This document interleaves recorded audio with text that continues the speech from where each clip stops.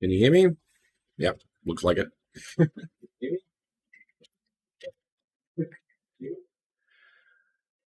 Close that. All right.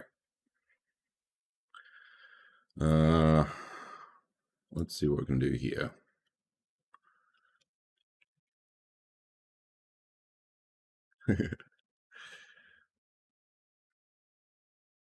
Ta-da. Right. Cool. That's facing the wrong way. Damn it. There's always something. Flip, flip, flip, flip, flip, flip. One moment while I rearrange everything here.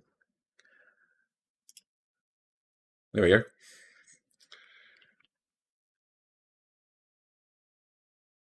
Cool. Excellent. Hello, people. How are you all? What are we doing this session? We're going to be looking at anything that anyone wants to know about.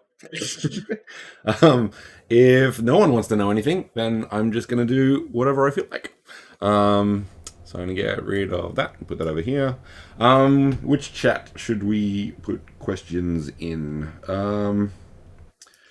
Maybe Builder chat. Any questions in the Builder chat? Feel free to add them, and then we'll get to those as we can. So, how is everybody? Doing great? Hope so. I haven't actually had breakfast yet, so I might have to munch a little bit, so don't mind me. So, let's have a look. Once again, I like to go through the first process pretty quick at the start of every stream. So, let's go to docsmono.gallery and get started. This is all the links in one page. So I use this a lot actually, because it's quite useful. So I've installed Unity, so I don't have to worry about that one. One thing I do need to do actually, because I haven't done that, because I was going to show how to do it, is install 2020.18. So I can kind of do a quick version of that in the background. So we got installs. For today, just for speed, I'm going to use 22. It should work fine. But once again, we always recommend using 2020.3, which is not here. So if you got here, you can actually go up here, and we've got download archive. For example, go 2020.x, which it will hopefully update in a second. There we go. And then we got 18. So we've got Unity Hub. So download on Unity Hub. Do that one. Go open. And hopefully this will happen. Now, the one thing you need to do, is basically this one for Unity to work in Mona. If you do not have this, it will not work. Your build files will be empty. So that's a common troubleshooting issue. So if your build files, playground files are empty, this is probably why, and it will give you an error when you try to build. So the console will have a red warning about WebGL, and this is why. So you can do that here.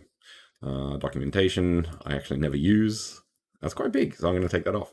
And go install. Yes. Now, that's probably going to take a while, so we're going to leave that going for a little while. What do we got? Reactor. There is definitely time for that.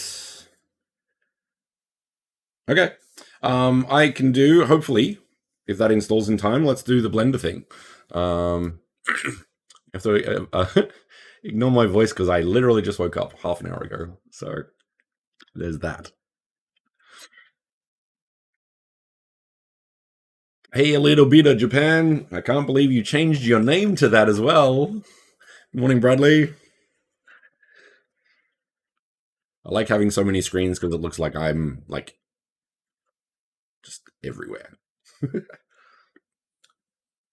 Hang on. Yeah, okay.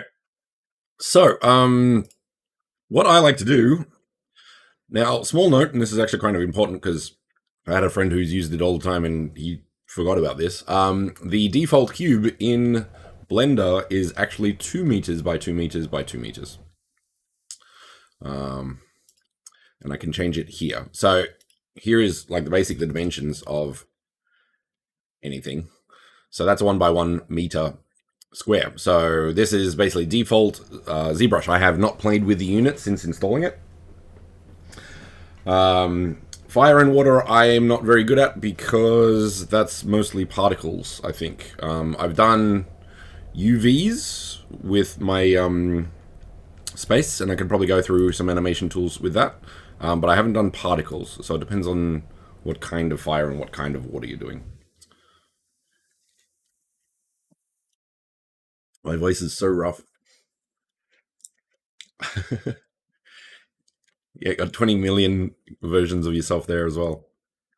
The Mad Empire is everywhere, but there's slightly different versions in each one.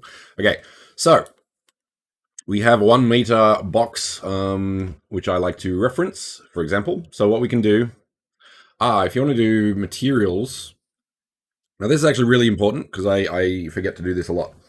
If you're making materials, make sure to name it correctly. Now, I generally keep it very open and save the details for in Unity. I usually set up the materials in Unity to make sure it's the Unity approach to it.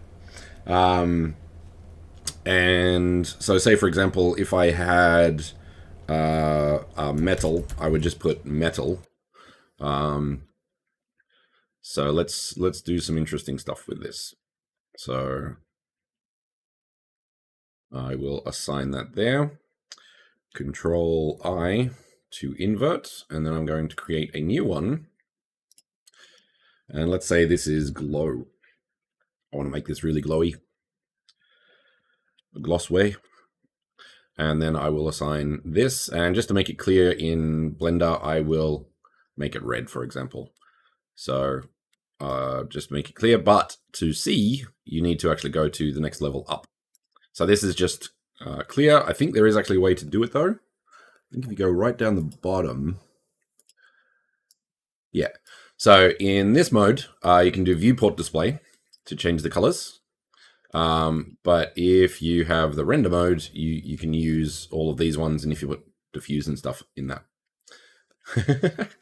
It's an important lesson, man. It's like everything is double sized. That is why.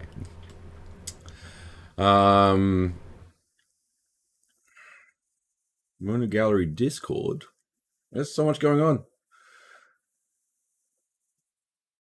What's that? Have we got a thing? I don't know what that is. Okay. What? Matt, what are you talking about? I'm watching the builder chat. Should I watch a different one?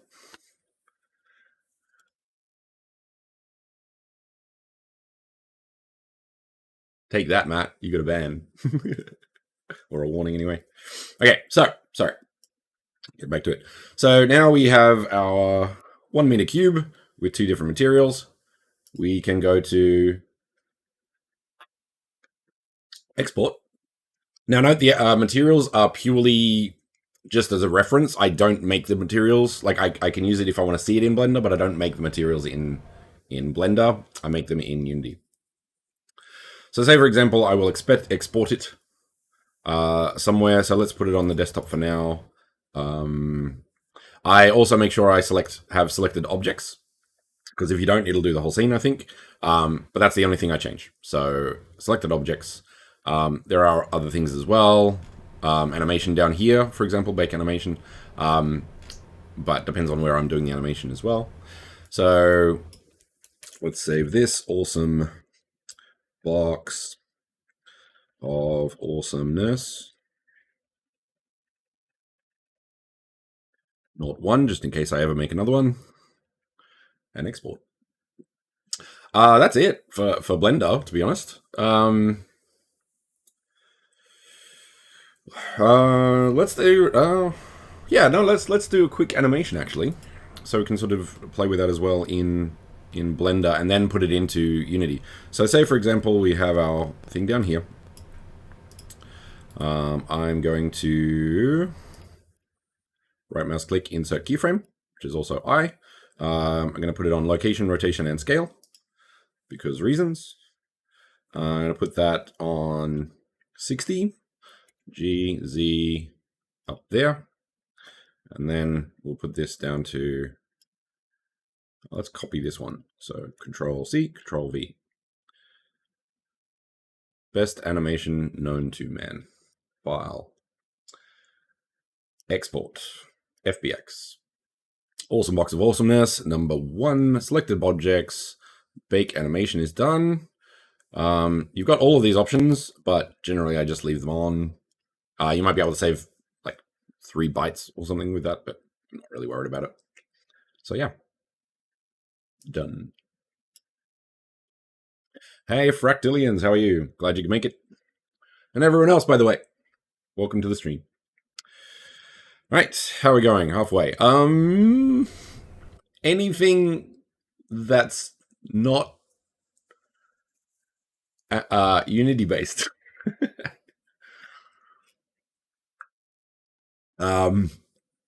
Should I jump in? Okay. Second thing we need, that's what we need to do. We have to grab the template. So let's do that. So we're installing Unity 18. To download the template, we just click on the link on Get Started, go to Code, go to Zip. Pardon me. Save as. And put that on the desktop as well. Super fast because it's super small now. Right mouse click, extract. No, we'll keep it here. Yes, questions can be here, wherever you're typing that, which looks like Twitch, or you could put it in the chat. Completely up to you. I'm kind of trying to keep track of all of them. So if I miss it, it's because there's 3 sources of questions. Which incidentally is quite a lot. But luckily I have more than enough screens to deal with it.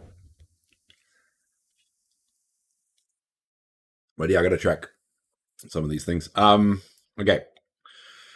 So, when you build, basically, just so we go through some of the things here. Hello, Bloom. Welcome to the stream. We have the Mona assets, which has a lot of the things that we actually need. The spawn point is here. The portal prefabs is here. The avatar, which is just purely for scale, is there. And the artifact prefab is also there. Now, the reactor is in Mona template scripts. So this is the big news of the week. Hope everyone's having fun with that. But we'll be going over that probably very soon. So yeah, those are basically the main things that you need to worry about. The other thing would be when you build, you'll have your exports folder here. But there's an easier, faster way to do that. So we'll go over that as well.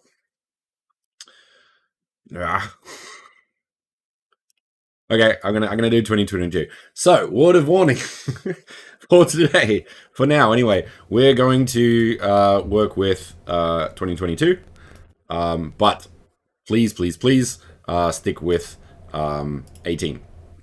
I was gonna do a tutorial and install it so I could show the whole process, but yeah, 2022 does work, but it's not tested exactly. So stick with that.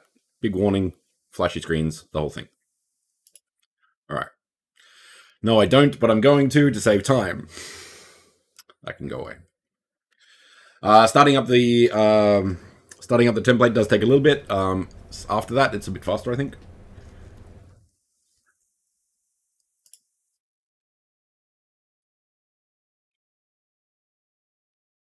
So, what's news? How was everybody's New Year? Everyone have a good time, safe time, and all of that. Ideas for Reactor.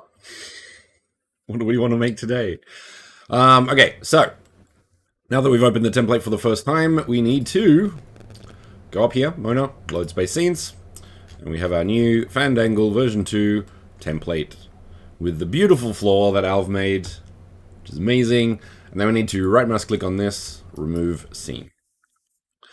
If you wanted to, we could literally build from here. So you could go playground, and that will build to that. Yeah, COVID's...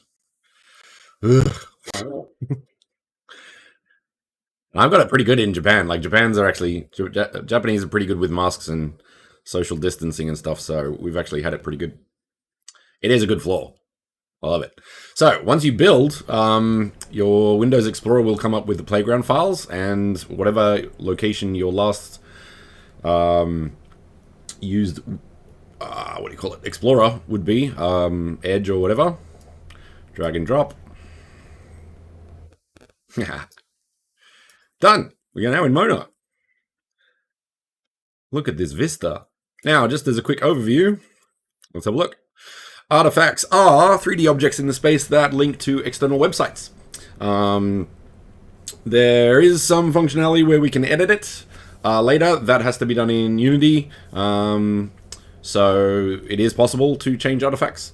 But that's a little trickier than just sort of plonking it on a website and doing it, but it is possible. But yeah, the main functionality that I recommend using it for is external websites. So link to a portfolio, link to an NFT you want to sell, link to whatever. The internet's pretty big. I'm sure you have some ideas. Portal. A portal is a link to another space inside the Monaverse. Basically, that's it. This is fixed in the space, so you could use light mapping with portals. I don't recommend using light mapping with artifacts. Unless you really, really want to, at the risk of the owner not liking the shadow that is left behind if and when they take it away. Spawn points will mean when someone links to your space, they will turn up. They can choose which portal they turn up in. So that is the spawn point. The assets are the 3D objects that represent your portal. Name of portal is the object with the name and the tag, the portal tag, and the collider, so I can see this. So, for example, looking at it, not looking at it, looking at it, not looking at it. Same with the artifact. It has a collider on the name of artifact, and you can sort of do that. Each of these must have a unique name. Otherwise, it won't like it at all. Okay, so that's our quick summary. Let's get into it. Votes on things first. I think Reactor. Everyone wants Reactor, kind of. Let's leave that up. That might be useful. Get rid of that. Okay. All right. Let's import our thing because we did that. Now, there's a few separate ways to import objects into Unity. One is I can go to my model scene, right mouse click, and import new asset. Go to my desktop and import the awesome box of awesomeness #1, or I can pull up this, go to my desktop, and drag my awesome box of awesomeness in there.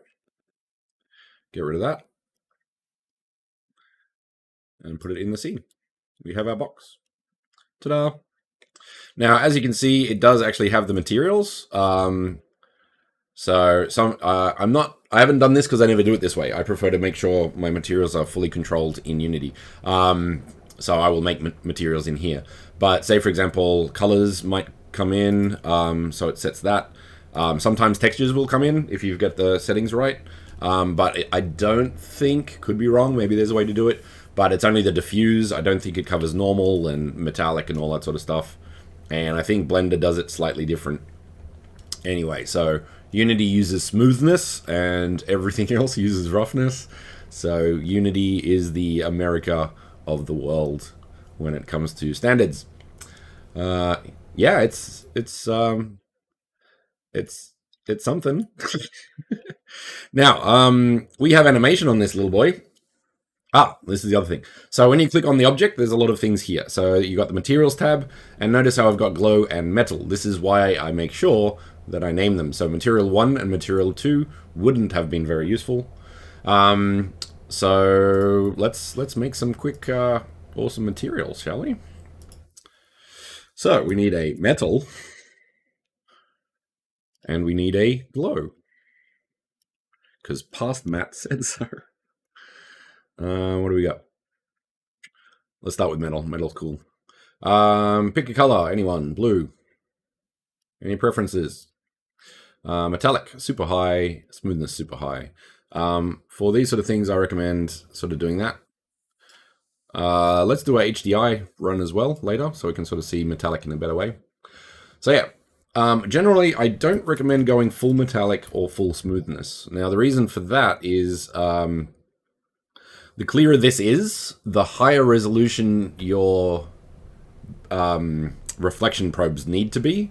And if you get this down to like 0.7, where it gets really fuzzy, you can get away with really low reflection probes maps because it's so fuzzy. So you can get away with like 64 pixel map because it's just so fuzzy. But if you're looking at 100, like it kind of has to be like a million.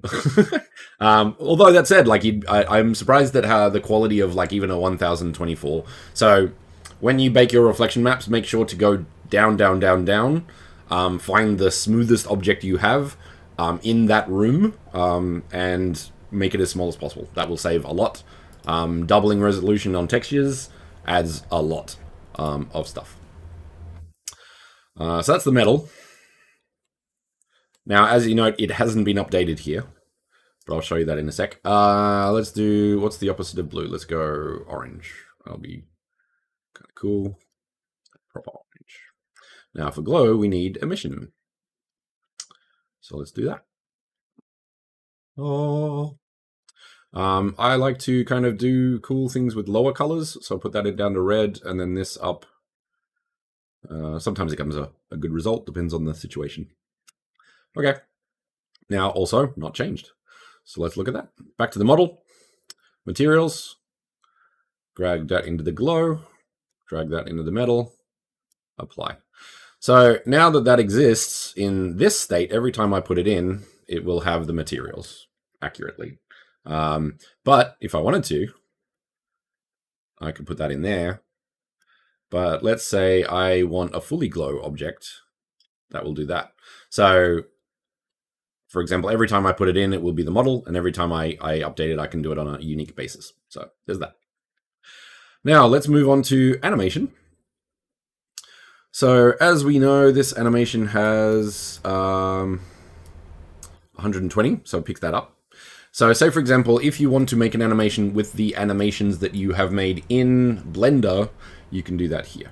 So up here, we've got cube action, 0 to 120, but say, for example, how do I edit again? I forgot how to edit. I haven't done this in ages. Where is it? Ah, there. Okay. So say, for example, this one, change that to 60, change that one from 60 to 120. So we can do the down. And note that this is actually sliding the thing. I don't want to do that, but I can play it. So that goes down, snap, down, and this one goes up, snap, up. And that's how you do animations, basically. There's a lot of things you can put in here. You can name them, of course. So let's do cube up. And let's do cube down. Cool. And let's do another one, actually. Can I order them? No. That's annoying. Okay, I'm gonna, just because I'm neat like that, I'm gonna do 1 to 60. I'm gonna do 60 to 120, sure. And this one is not of 0. Yeah. So we can do a loop there. Now, because this has come in with animation, it actually has a lot of stuff here. You can do loop animation and stuff like that. But when you come to clips, where's the clips? So the animations get down here. So I need to apply those animations, and then the animations now exist. Now, if I want to make a Unity animation, I can click on the animation and then I can edit this, but I can only do that here when I'm importing from Blender. So we have that. All right, here we go. Cool, no more new questions. Any questions so far?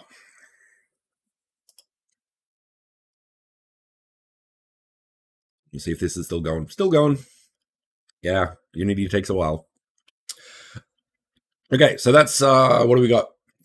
Importing animations, importing objects and animations and kind of materials from Blender to Unity, importing materials and animation into Unity.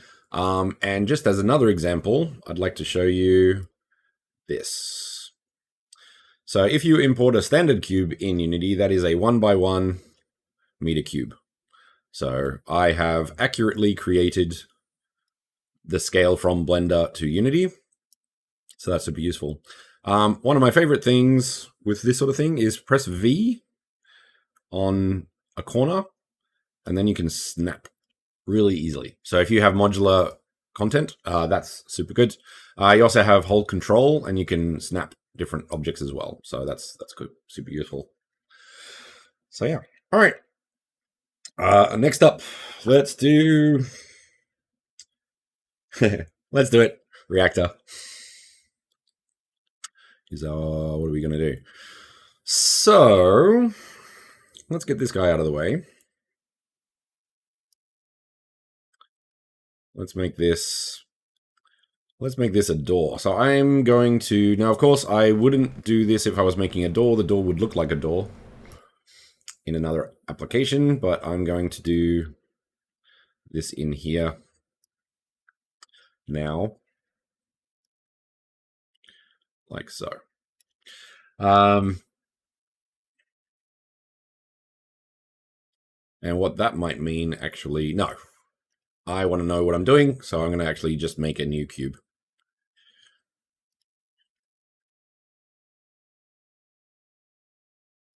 And then make this a door.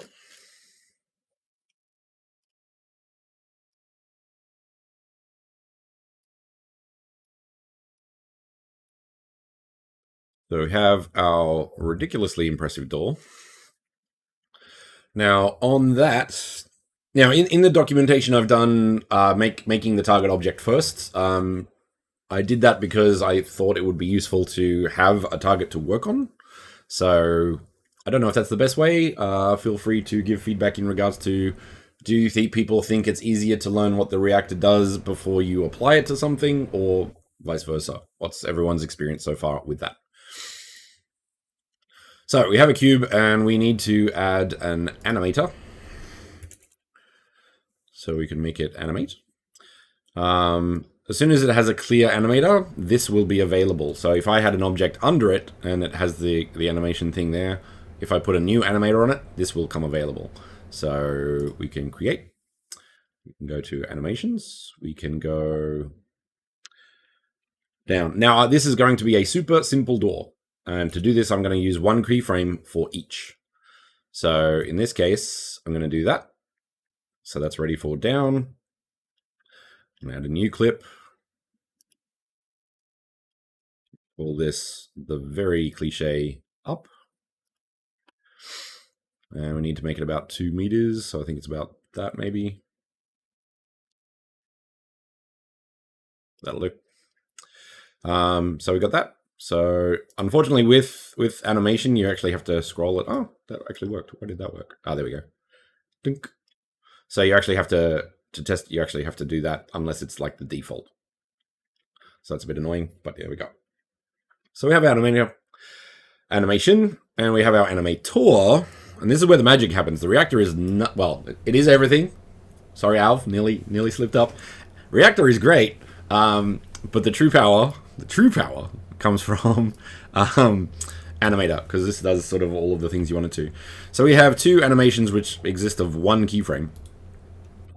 So if I wanted to, I could have up as the default state. So when the game starts, it's going to be up.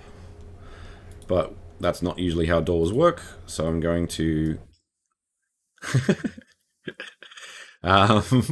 so I'm going to set that as the default state, and then I'm going to make a transition to up, and I'm going to make a transition to down.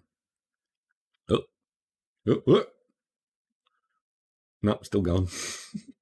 I think there's a video. Ah, yeah, okay. Go Unity. It's done. Okay, now imagine everyone. This is Unity 18. 2020.3.18. Just I'll fix this bit in post. Okay, now one of the things that is really cool about Animator is on these transitions you can actually transition between the two states, so down and up, as long as you want. So I can actually set this to a 1 second transition. If I want to be precise, I can do that up here. For the moment, until I get something really, really specific, I don't usually use the settings though, but you can. Has exit time is super important. What that means is the animation will only do things after the animation has been played to its full. So, for example, I would have to finish... I think this is how it works anyway. This would play through the animation and then stay at the end if I make it not loopable, and I'll look at that in a sec. And then it can do something. But with this door, I want it to do it when I tell it to do. So, say for example, if I run into the trigger, I want it to work. So, turn exit time off, otherwise sometimes your interactions won't work. Now, the problem with that, it will come up with an error, because it won't know when to do the animation. So if I just did has exit time, it would finish this animation and then automatically go to this animation, and when that animation is finished on exit time, it would go to this animation. So we're going to turn them off on both. Now the magic comes in here. So when you start Unity for the first time, it will be on layers. So make sure you go to parameters. Now we want a simple boolean. And let's go up. That's it. So up equals true, up equals false. So we want false because up is default, not true. And watch that as well. So I've had one user have issues where nothing was working because he turned this on and it just wouldn't trigger the first thing, or it did and then it stopped. So make sure this is set to the default state that you need it to be in. So that's a thing. So, now that we have the up, we can turn that off. There is no condition. So, yep, we're on the right one.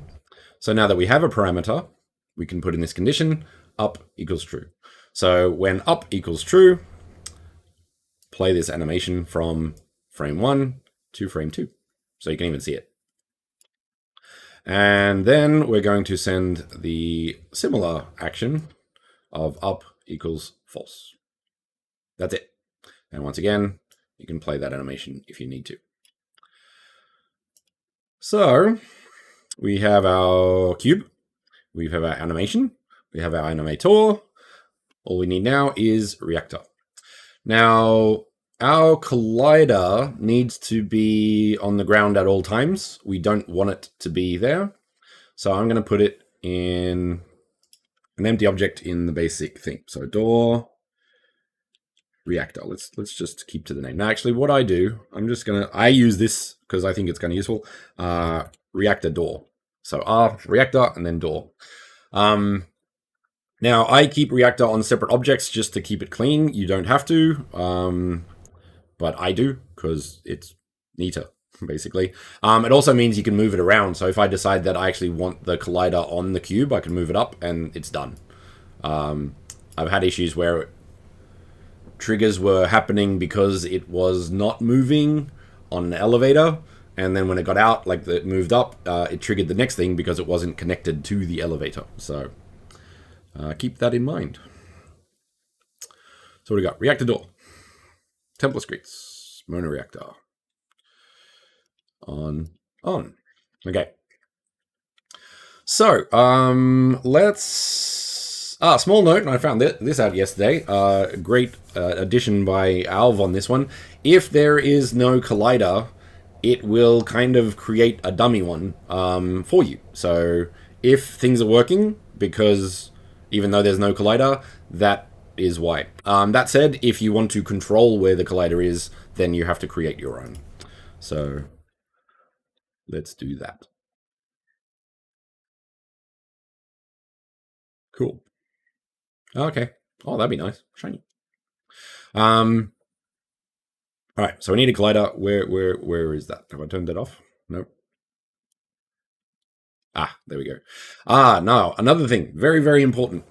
I believe the collider line work will come from the location of the object. So make sure you actually move the root of this to kind of where you want the visualization to be, if that makes sense. So let's do that. So I kind of want it there. I'll actually move it up. And then we can create this door action here.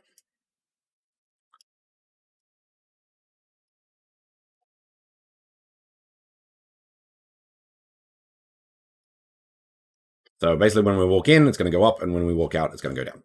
That's a super quick, simple test for everybody. Okay, so when I click on something else, for example, you'll have your pink thing. And when we connect it to the door, it will show that really, really easily. So let's do that. So on enter trigger, we want to open door. Now that's purely for the name.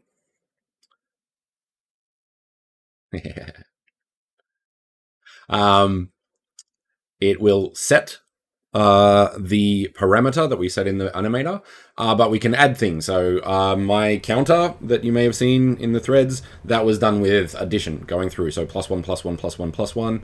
You have these other ones we added just because people might be crazy and decide to do multiplication things. I don't know. We'll see. And invert will switch whatever the parameter is to the opposite. So if it's 1, it'll be -1. If it's 3.32, it'll be -3.32. If it's true, it'll be false. And if it's false, it'll be true. So invert, super useful, super powerful, but today we're doing the simple one. Now, the object is the target object or with the animator, which is our cube. Nope, which is our door. So I'm going to drag that into there. And as soon as that happens, you get our visualization. So we have the reactor, which is sending information to this animator. I'm going to change those to smaller, as cool as the icon is. And it is. I'm going to make them smaller. Now the parameter, if we recall, is up. This is very case sensitive. If your animation is not working, make sure to check this as well. So not only do you have to check if this is the right setting, make sure that the parameter is spelt correctly and has the right case. You also have to check if it has the right variable type. In this case, it's a Boolean. And we also have to check if it's the right value. So in this case, it's true, lowercase.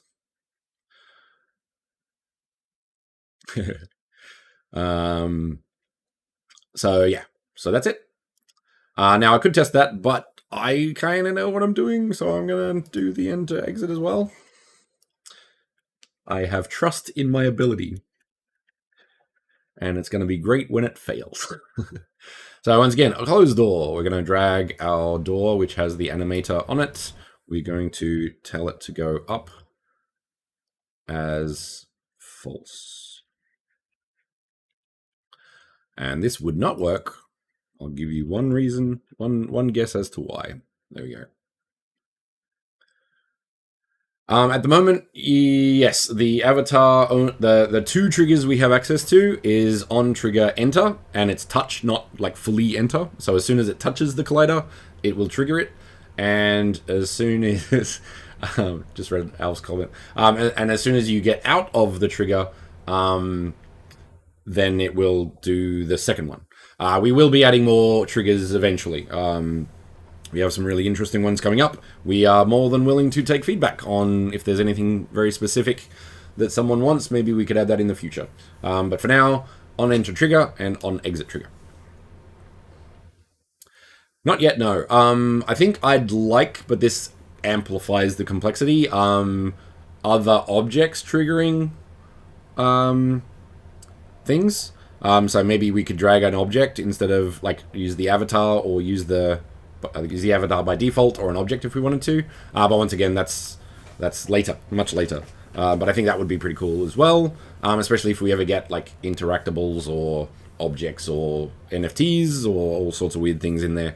That would one add a lot to the complexity of everything. If so, I don't know if we can do it, but it would definitely be cool.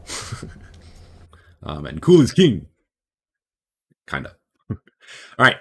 So, I will usually do a double check on everything. So, from this point here, because this is doing everything. So, we're setting the door object's parameter to true, up to true, and we're setting the door object's boolean to false on exits. Check the door. We have our down as default. We have up as true. It is exit time off. We have up as false. Exit time off. And everything looks okay. So, who wants to make a bet this works? I'm not making the bet. It's experimental. Who knows? All right. Yeah, that'd be cool. Lots of coolness in that. Why is it not even there? Yeah.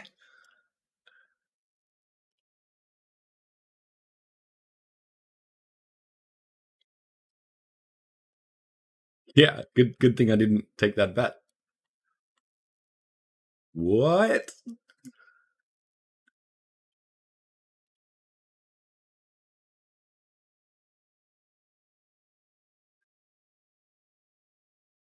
Oh, could have been that. Could have been that.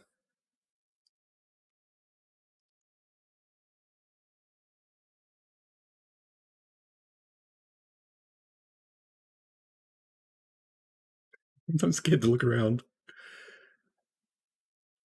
Ah. Okay, there we go. All right, so what I think that was, if you build to playground relatively quickly, it will not update. So that's the problem. So yeah, I don't think it was a save thing. It was the playground overwrite thing. So what I generally get into the habit of now is as soon as I close down playground, I will delete the playground files. That's just a habit, and it will save you grief and freaking out like I just did. So yeah. Okay. Now the second test. Bets on this one. I'm gonna run around it just to sort of scope it out. All right, let's go. Let's go.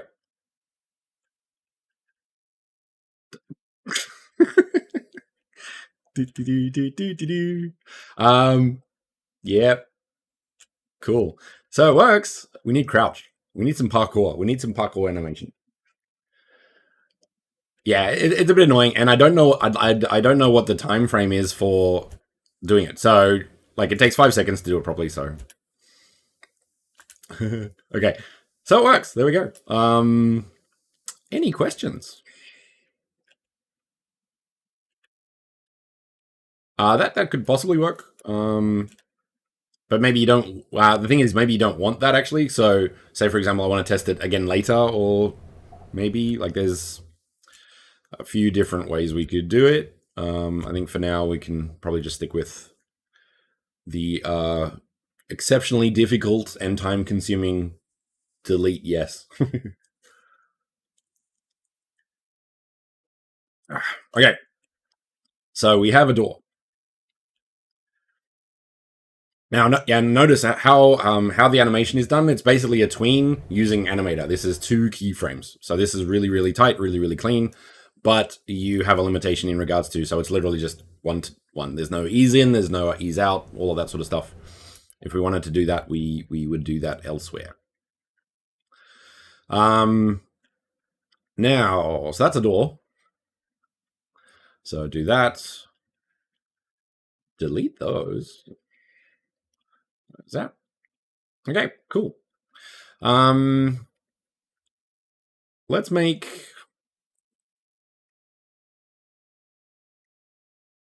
I'd like to try it. I haven't actually done this before because I usually have been doing my animations a lot in Unity, but I'd kind of want to... Oh, we have to... That's what we have to do.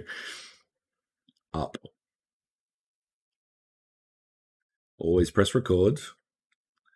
Always go higher than the avatar.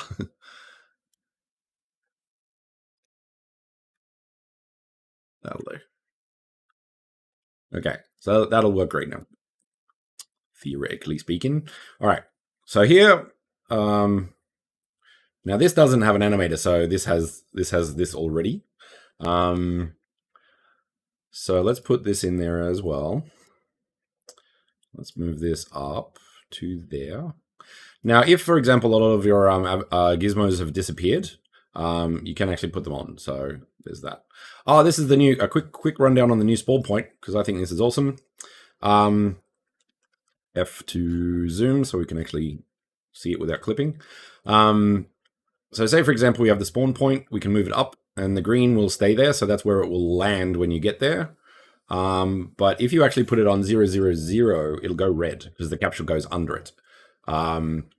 So let's do a quick test. 0.01. Yeah. Ooh. 0.001.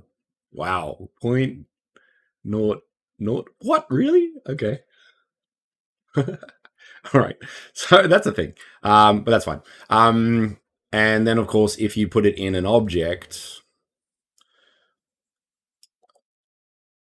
So the hands are fine. It's all about the capsule. So it will not like that.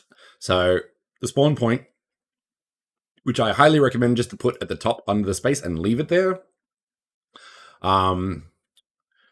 is super useful now. It tells you which direction it is. And these spawn points are for portals. So once again, when you link from an external website, external place in the Mooniverse, you will face this direction when you arrive. So there's that. I'm going to save some time with our tests to go that way. Okay, now we need an animator on this object. Cool.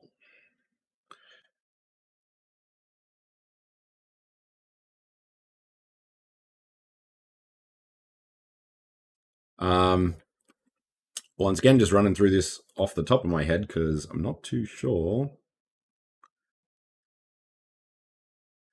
So I'm going to create a simple clip to get the ball rolling, like so. So we've got box idle, and then we have our animations on the box, for example. Where are they? Models. So what do we have? We have box up, cube down. And that is idle. Is that at the top? Yes. So, fingers crossed that's what it is. Okay, so box idle is there. We're going to make a transition to there, then there. I can transition to there, and then there. So for this one, once again, the parameter doesn't exist. So let's do a Boolean. Box up. So get rid of that one. Box up is true. Now this one, we actually want... I think that one we don't want the exit time, but this one we do. Now, note how this is long because it's actually an animation. So we actually want this transition to be really short. But if we want to blend into it like over time, we can definitely do that. But this case, we actually want it to be very short. So on exit time, it will stop here. And then we want the parameter here to trigger whenever we want, and then finish at the end. So at the end of cube down, we want to transition to box idle, for example. So dink, dink, dink, dink. All right, that was a previous error, and now that is not a problem. Okay, so theoretically, I'm going to do box idle and turn off loop time just in case. So this is an example of a Unity-based animation that I can edit in here. But say, for example, these ones, I cannot because you do that in the object animation tools, for example. So there's that. Turn it off. Now we want this one to not loop. Loop time, cool.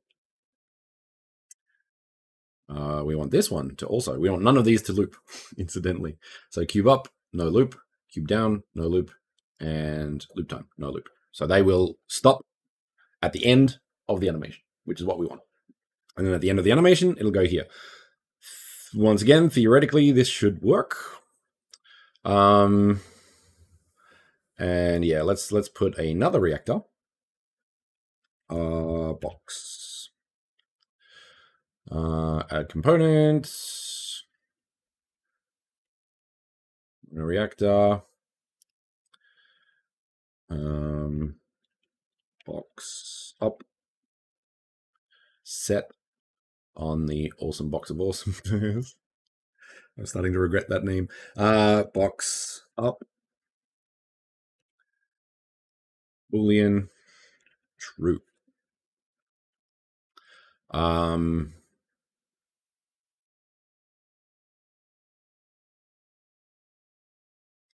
No.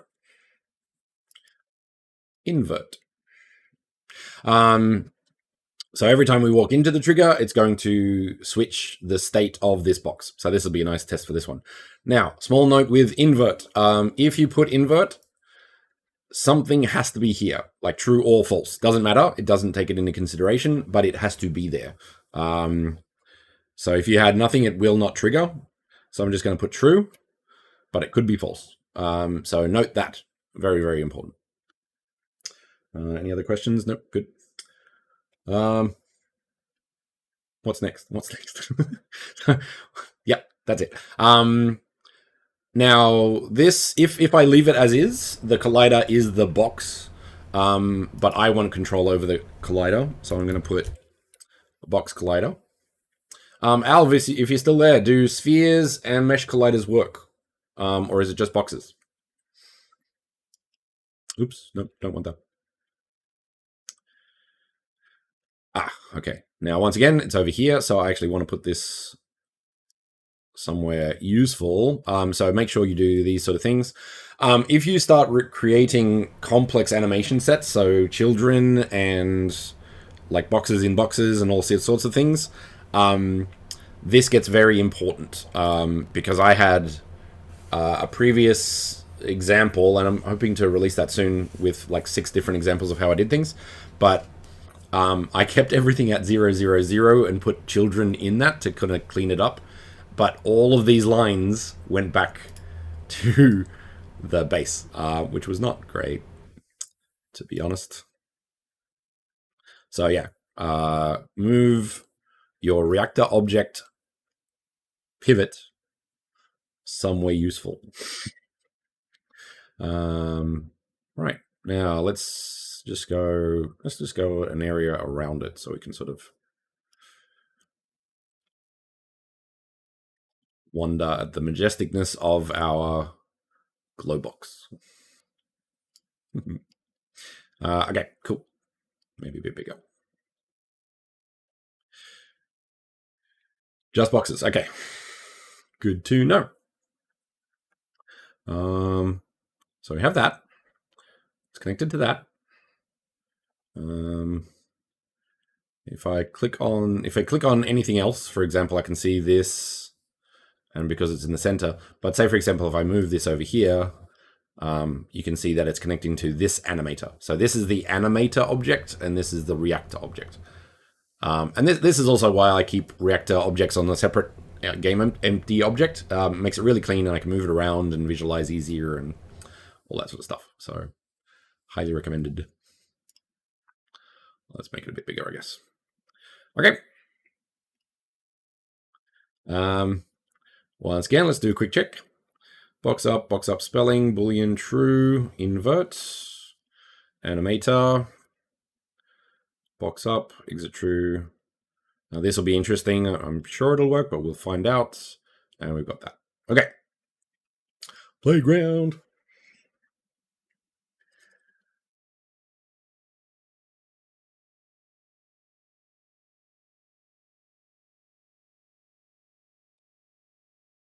Yay, it worked. Yeah, I'm going to check my door height. Yeah. We have a door. Doors are great. Bloom is awesome. Thank you, Alv, for putting Bloom in. Because that's cool. Interesting.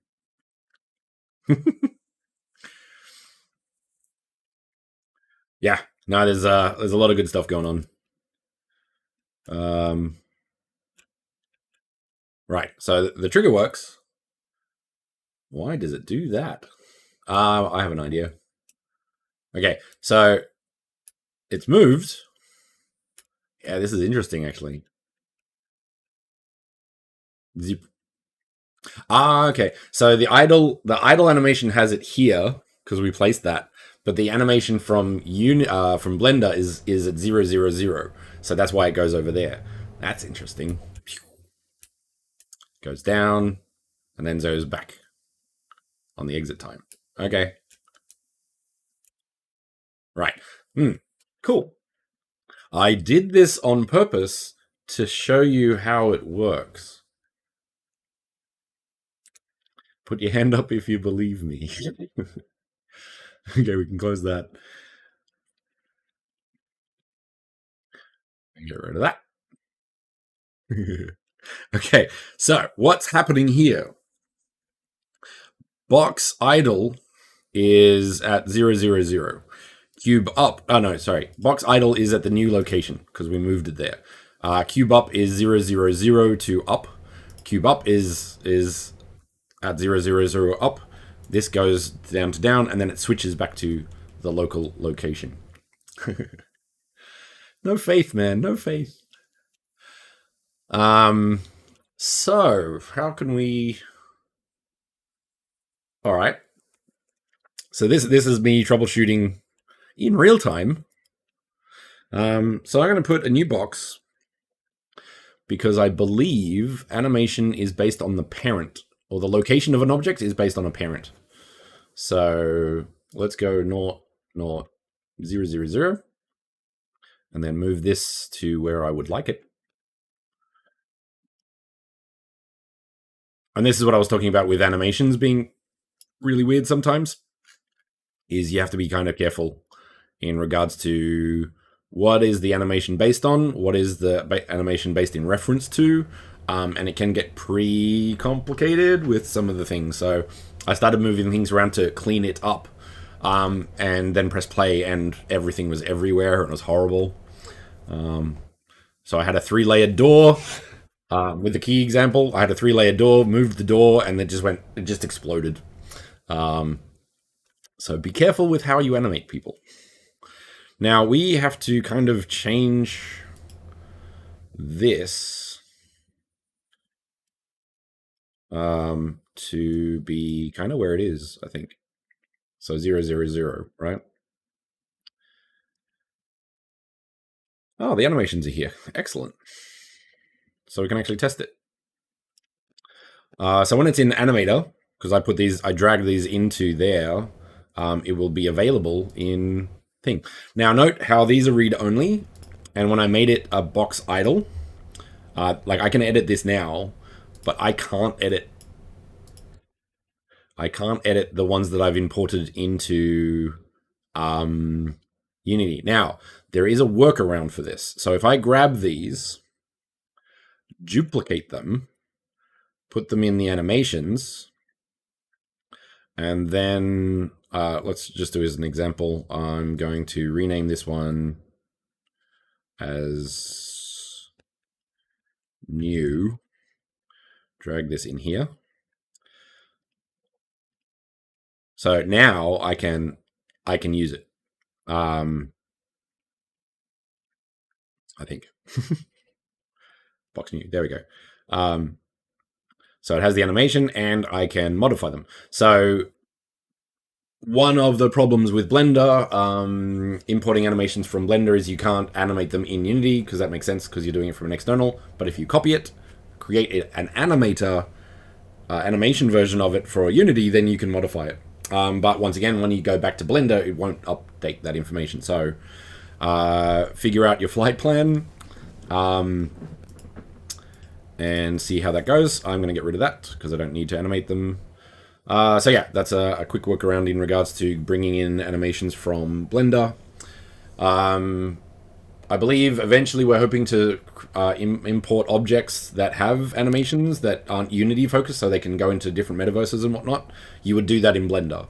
So, and then any animations in Unity wouldn't save out to another space. So yeah, once we get that functionality in, we'll have a whole new system.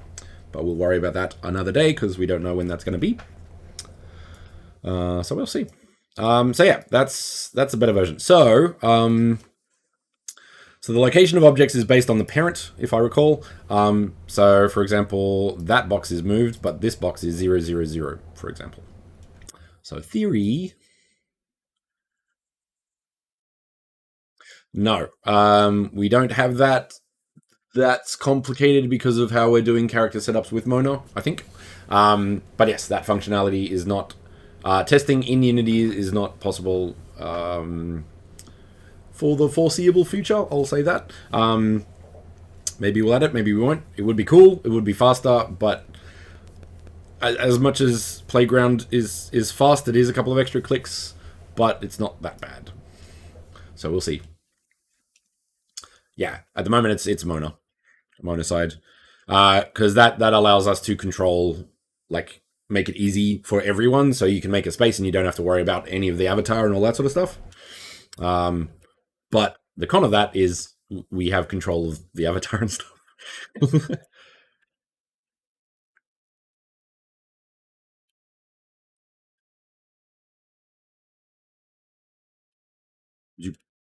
Okay, so there's some interesting stuff going on here. I'm not exactly sure why. It's doing some interesting stuff. Okay, so it's down. Trigger.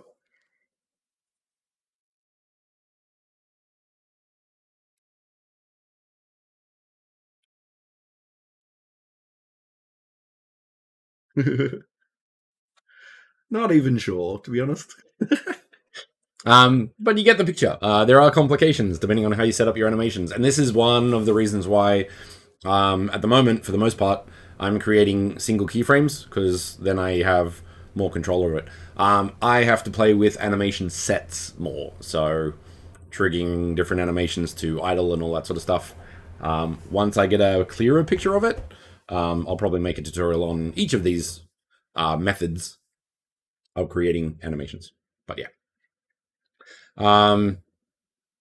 So yeah, there's that. How are we going for questions?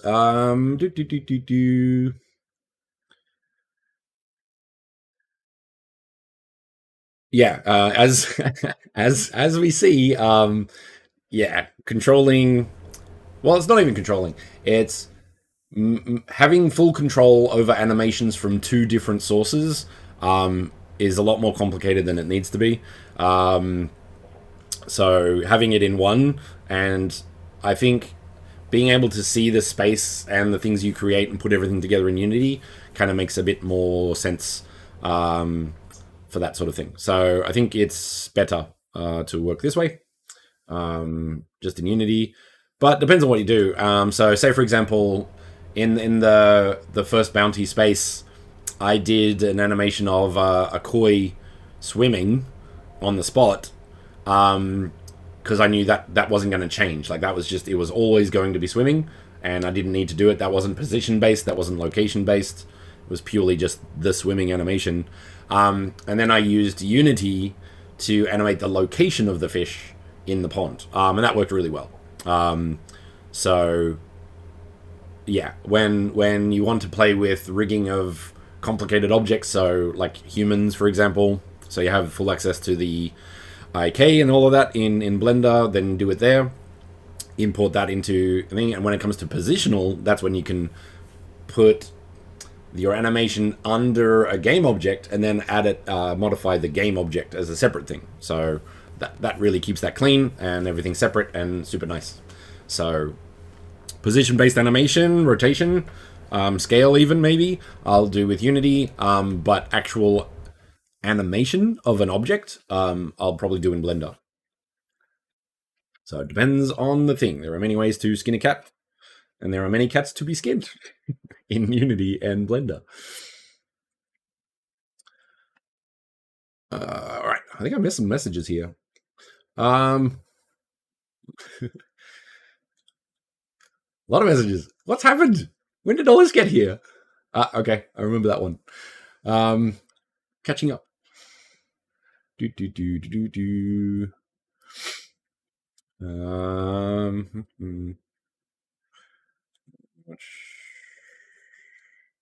Yep. If play rings X, yep. Yeah, I'm hoping we can pick up objects and stuff eventually. That'd be really cool. Like in VR, for example, like being able to pick up objects and stuff, going all out in that direction, that'd be fun. That's a while away.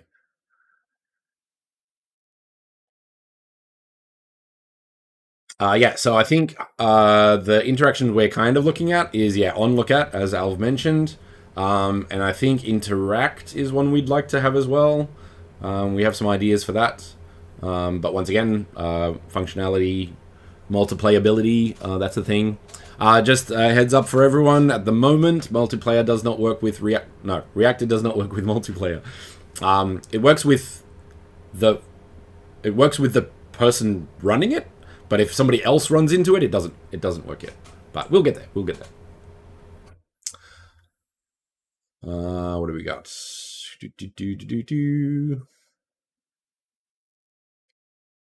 Yeah, that'd be a good way to do it, Alf. Yeah, when you press play, the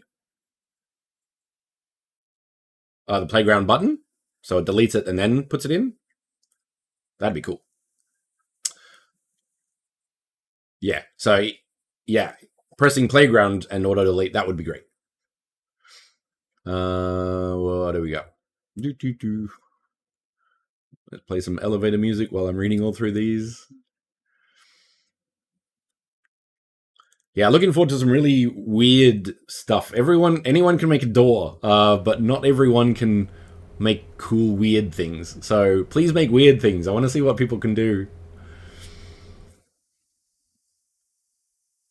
All right, now I'm catching up, I think.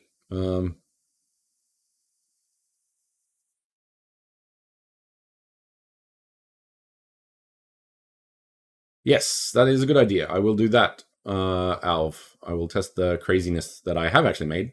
It's kind of cool. Yep, all right. Do that. Okay, so we've done the tutorial for basics. Let's do a thing. Let's close this. Do I want to save it? Sure, why not? Yeah, speaking of that, Bloom, I have a surprise for you. Kinda, anyway. Okay, now that we have 18, I can actually do it properly. Was it this one? Yeah,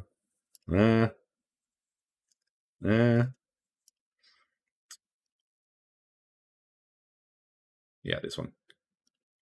I think. No. Sorry. Talk amongst yourselves while Unity does this on a mistake.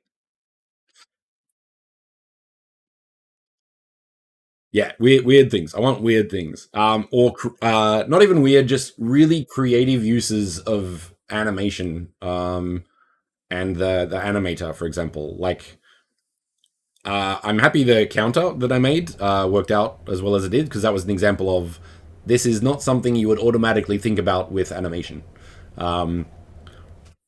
So, and I can show you that in a second. Maybe I can open both at the same time. Just to save time. Yes, we can. I don't think my computer's liking it at all.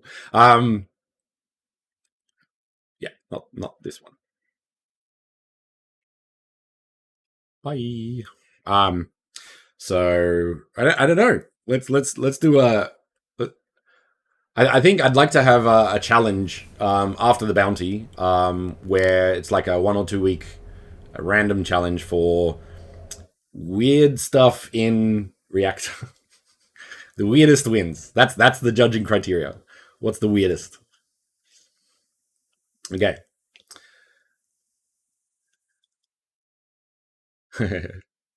Okay, so these are some Reactor examples that I've played with already.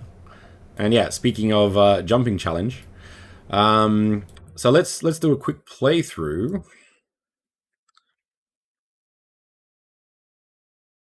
And I got a message. Just got to see if it's a thing.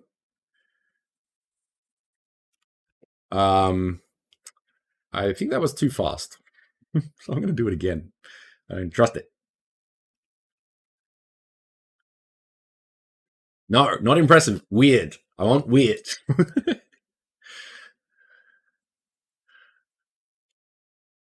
But yes, impressive would be cool as well. I have this idea. The biggest idea I have is putting an avatar or a huge Cthulhu thing, and basically you get on a plate, and an arm comes around, grabs you by putting colliders, like putting the avatar in a collider, and then picking you up and putting you somewhere. It would be jumpy because like colliders aren't great for animation and stuff. But I 100% want to do that. I think that would be fun. All right. So, welcome to the playground. All right. So, let's have a look. What's behind door number 1? Door number 1.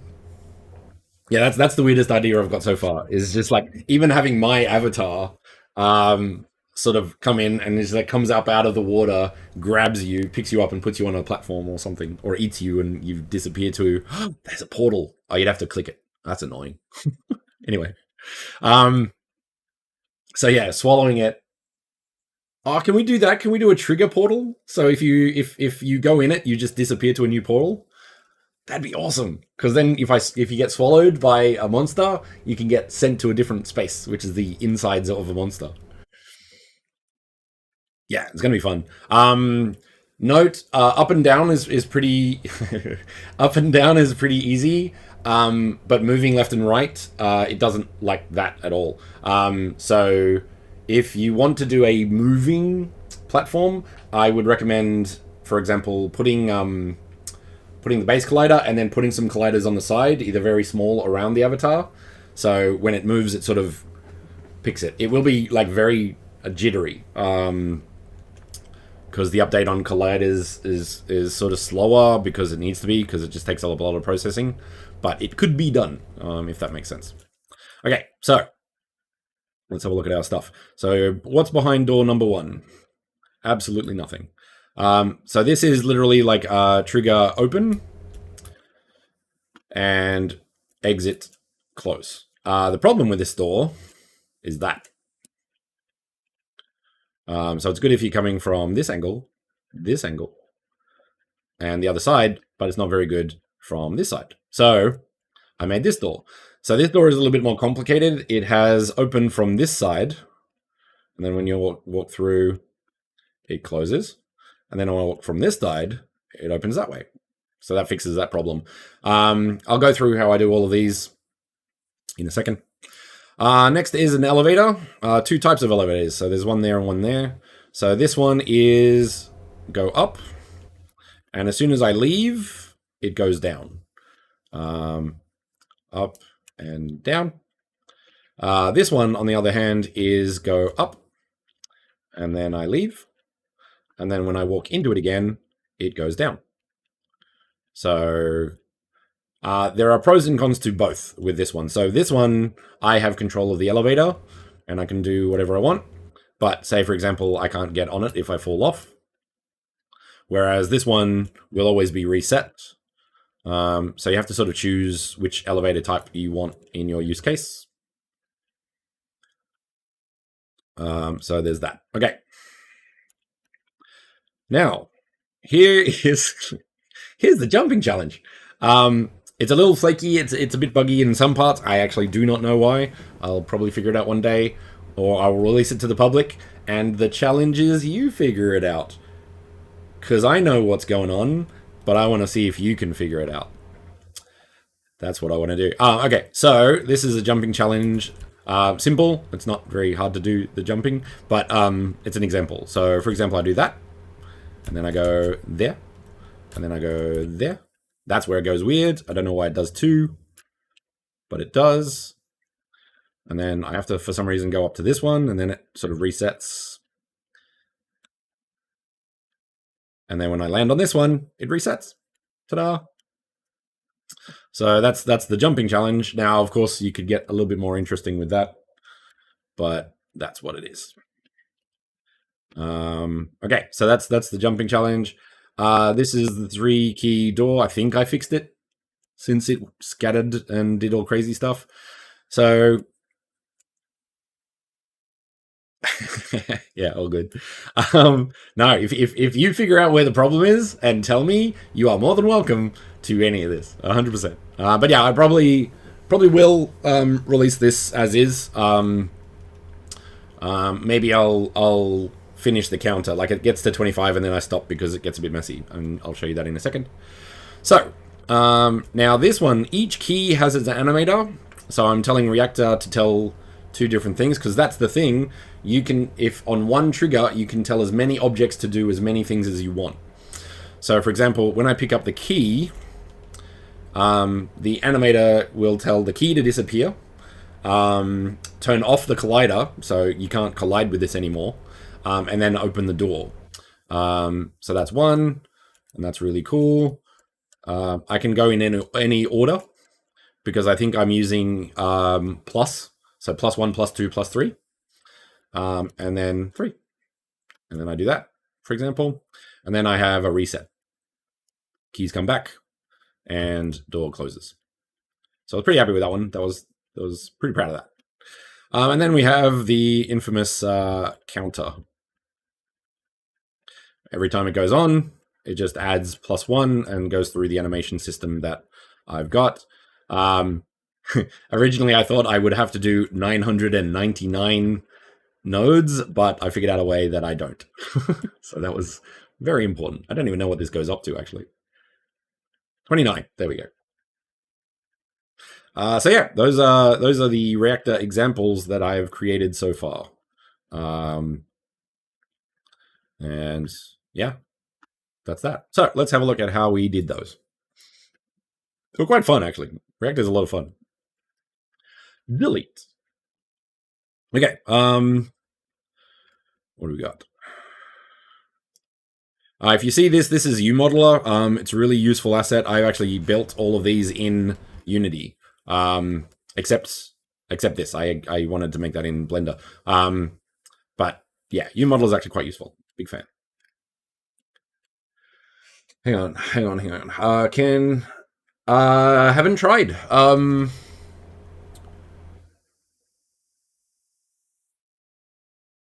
Haven't tried. Yes. Yes. No. Yes. The collider. The collider it could. I'm assuming. But it couldn't turn on. I don't think an object. If an object isn't in Unity, it doesn't know it's there. So I don't think you can't animate. I don't think you can animate things being on and off, as in this one up here. That said, you could turn off the mesh renderer, so it doesn't exist. So if you turned off the mesh renderer and the box collider, technically that object doesn't exist anymore to the user. So yeah, I think you could do that. Yeah. Now once you start thinking about it, it's like, okay, what can I really do with this? It's a lot of fun. What else we got? Yeah, no, I think you could do something like that. That wouldn't be an issue. Oh,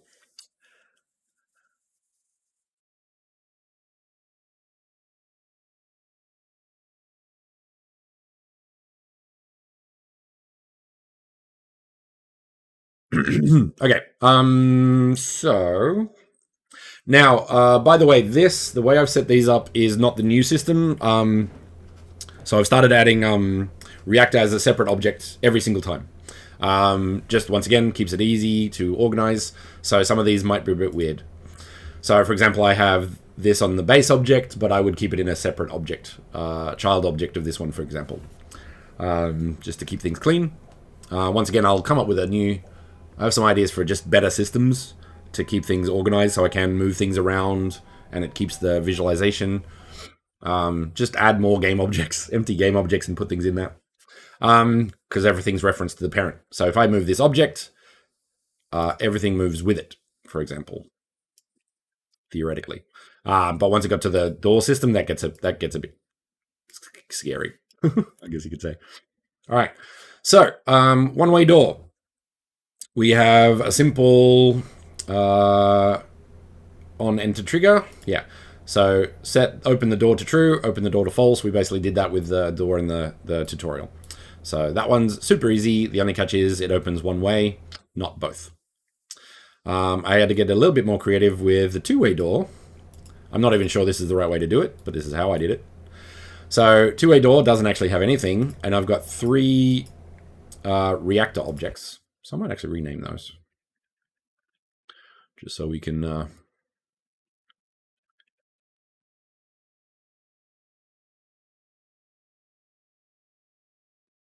So the door in object is this one. So when I walk into this one, it will open the other way.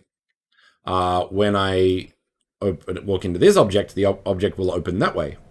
And when I walk out of this box, it will close. Yes, this will be on YouTube and Twitch. I don't know how long for Twitch, but YouTube forever. Because supposedly that's how the internet works now. Nothing is ever deleted. We always exist for all time. So yeah, so I have my 3 situations there. The door, which has the animations, like so. So the default closed, open that one, close that one, open that one, close that one.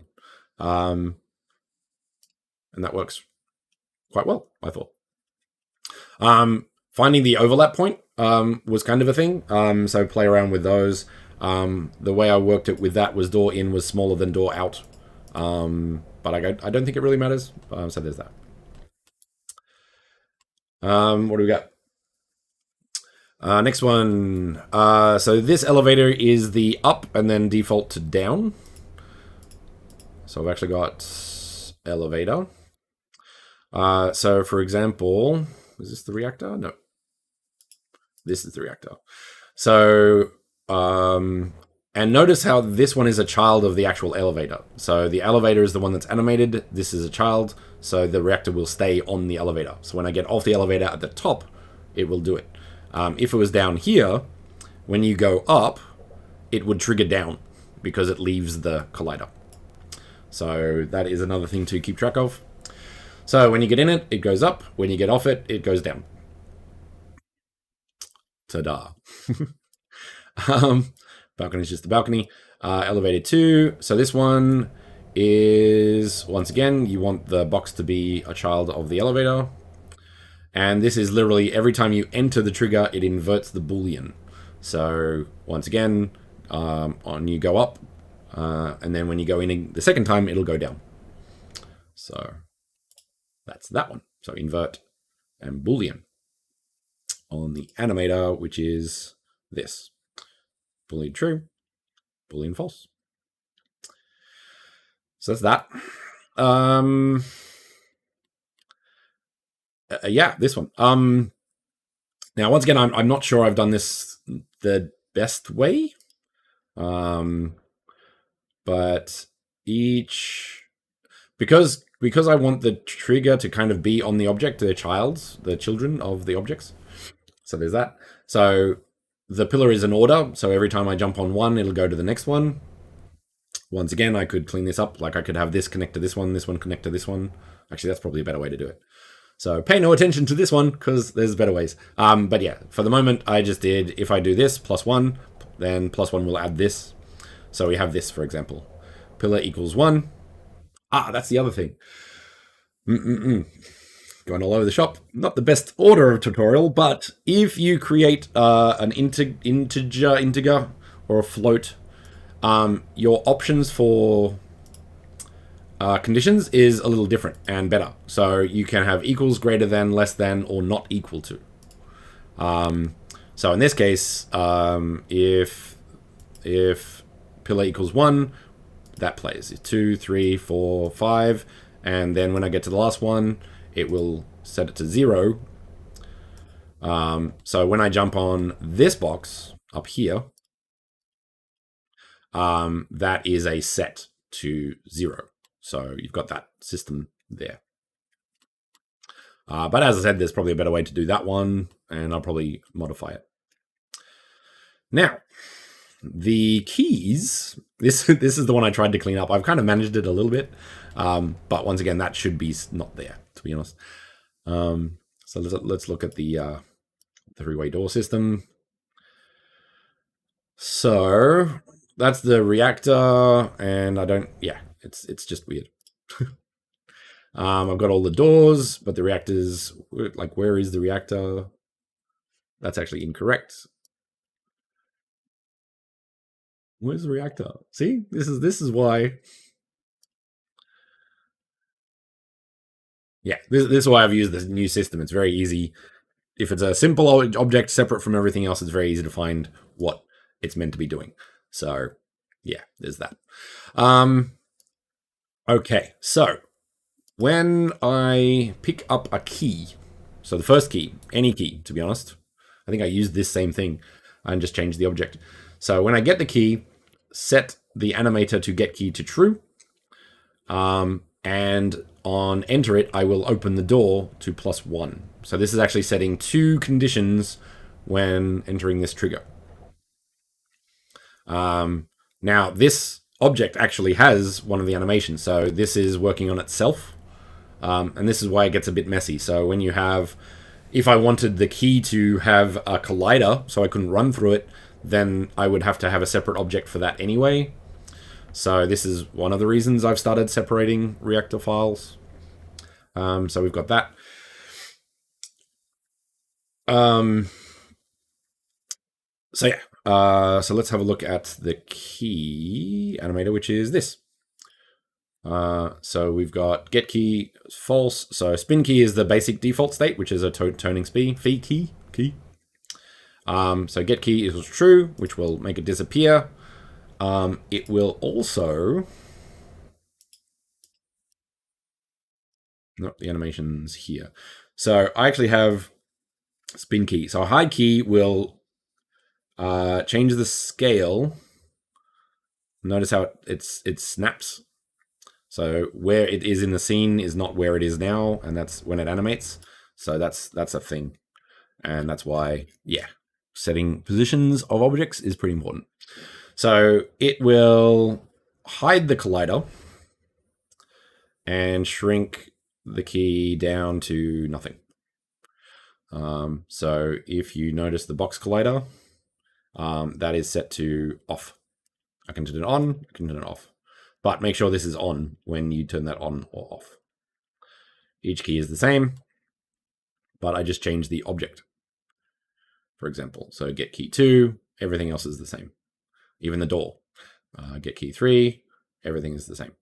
Get key 3. Now the door, the animator is there because I want to control all of the objects under it. So if I put the animator on here, I could not control these doors either. So I put this, and then I can control all of those. Can't control this, can't control this, all of that. So basically we have door idle, door open 1, 2, 3, and those connect to the integers that I sent. And as you noted, you'll have int 1, 2, 3, for example. So door idle, open the door 1, open the door 2, open the door 3, and that at any point, like say if I reset, and this is the thing. So if I open one door, went around, reset the door, I need to be able to do that on each stage. So I can do that with those. Open door equals 0, 0, 0. So that's the 3 key door system. So if you had these as like Easter eggs around the scene and someone picks it up, then you could have this whole secret area, which would be cool. So that's kind of an Easter egg hunt approach. So you could do all like really fun things with that system. Last and not least, we have the counter. This one gets a little more complicated, as you can see. I tried doing it so this goes back to the start of this, and maybe it works now because I've changed the animation. Actually, this probably would work if I just kept doing this cycle. But the problem is, say for example, these are like 11, 12, 13. So you could either have 3 different variable sets and each one connects it, or I kind of do 11, 12, 21, 22. So in this approach, I would actually have to do this 9 times, but it's not that hard, for example. So I can just go Control Duplicate and then rename these, for example. So that would be 31, 32, 33. So it wouldn't take long at all. It's not the best, but so maybe there's a better way to do it. I'm not very good at logic, like programming logic, and this definitely falls into the programming logic section. So we've got that. So basically, every time I enter the trigger, it will add this up. So the ones.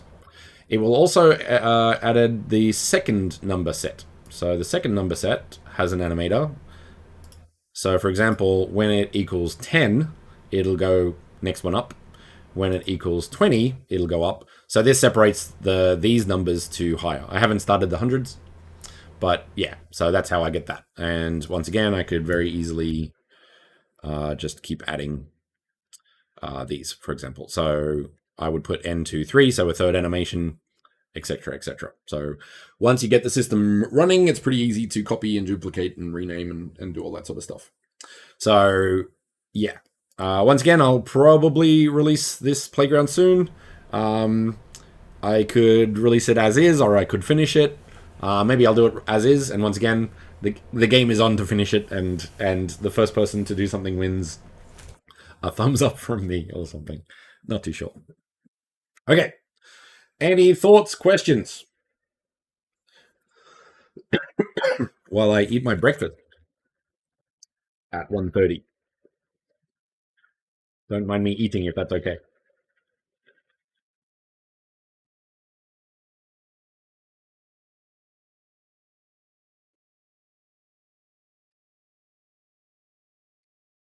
Um, What's next, people? I got time if you got questions.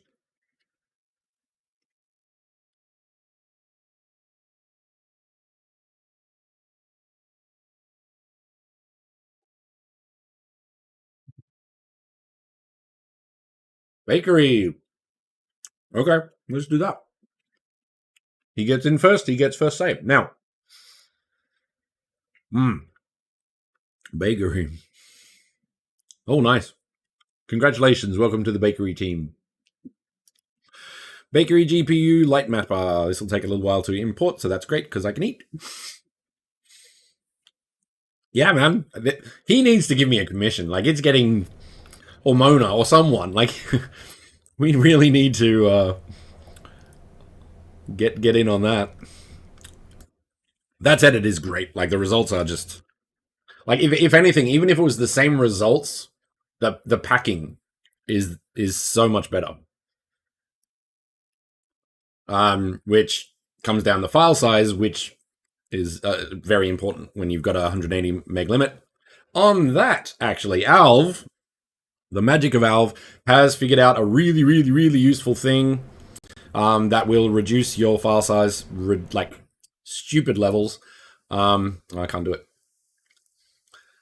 They should, like, Unity's buying everyone. If they can afford to buy Weta Digital, they can afford to buy the bakery guy. Just give him $1 million and say, listen, we'll take this and ruin it for you.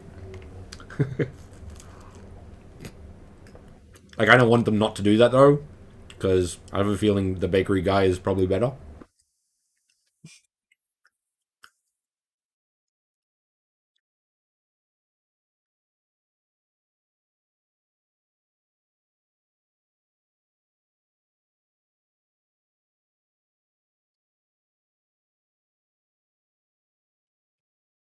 So yeah, is it in yet? Nope.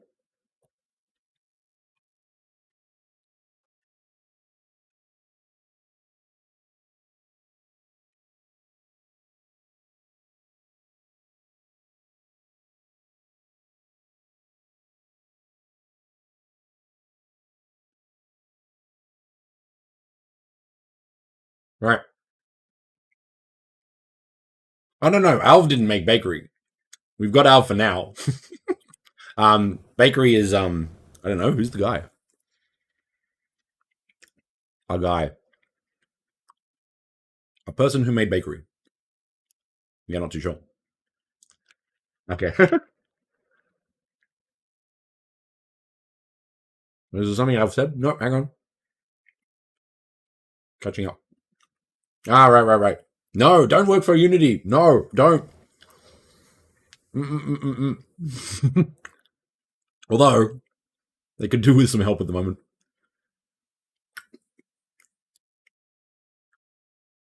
Do it.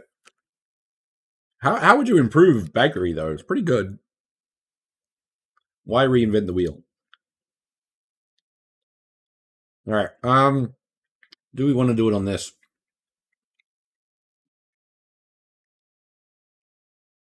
Well, it's in here now, so yes.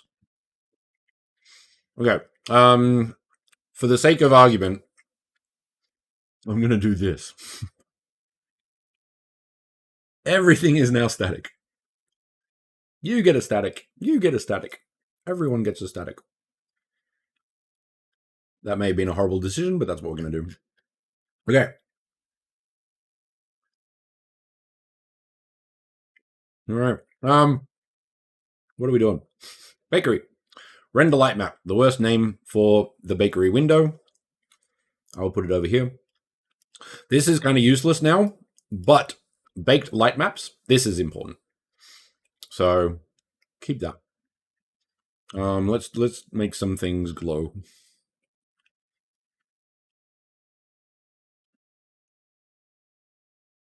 Because glowing is awesome. Nope.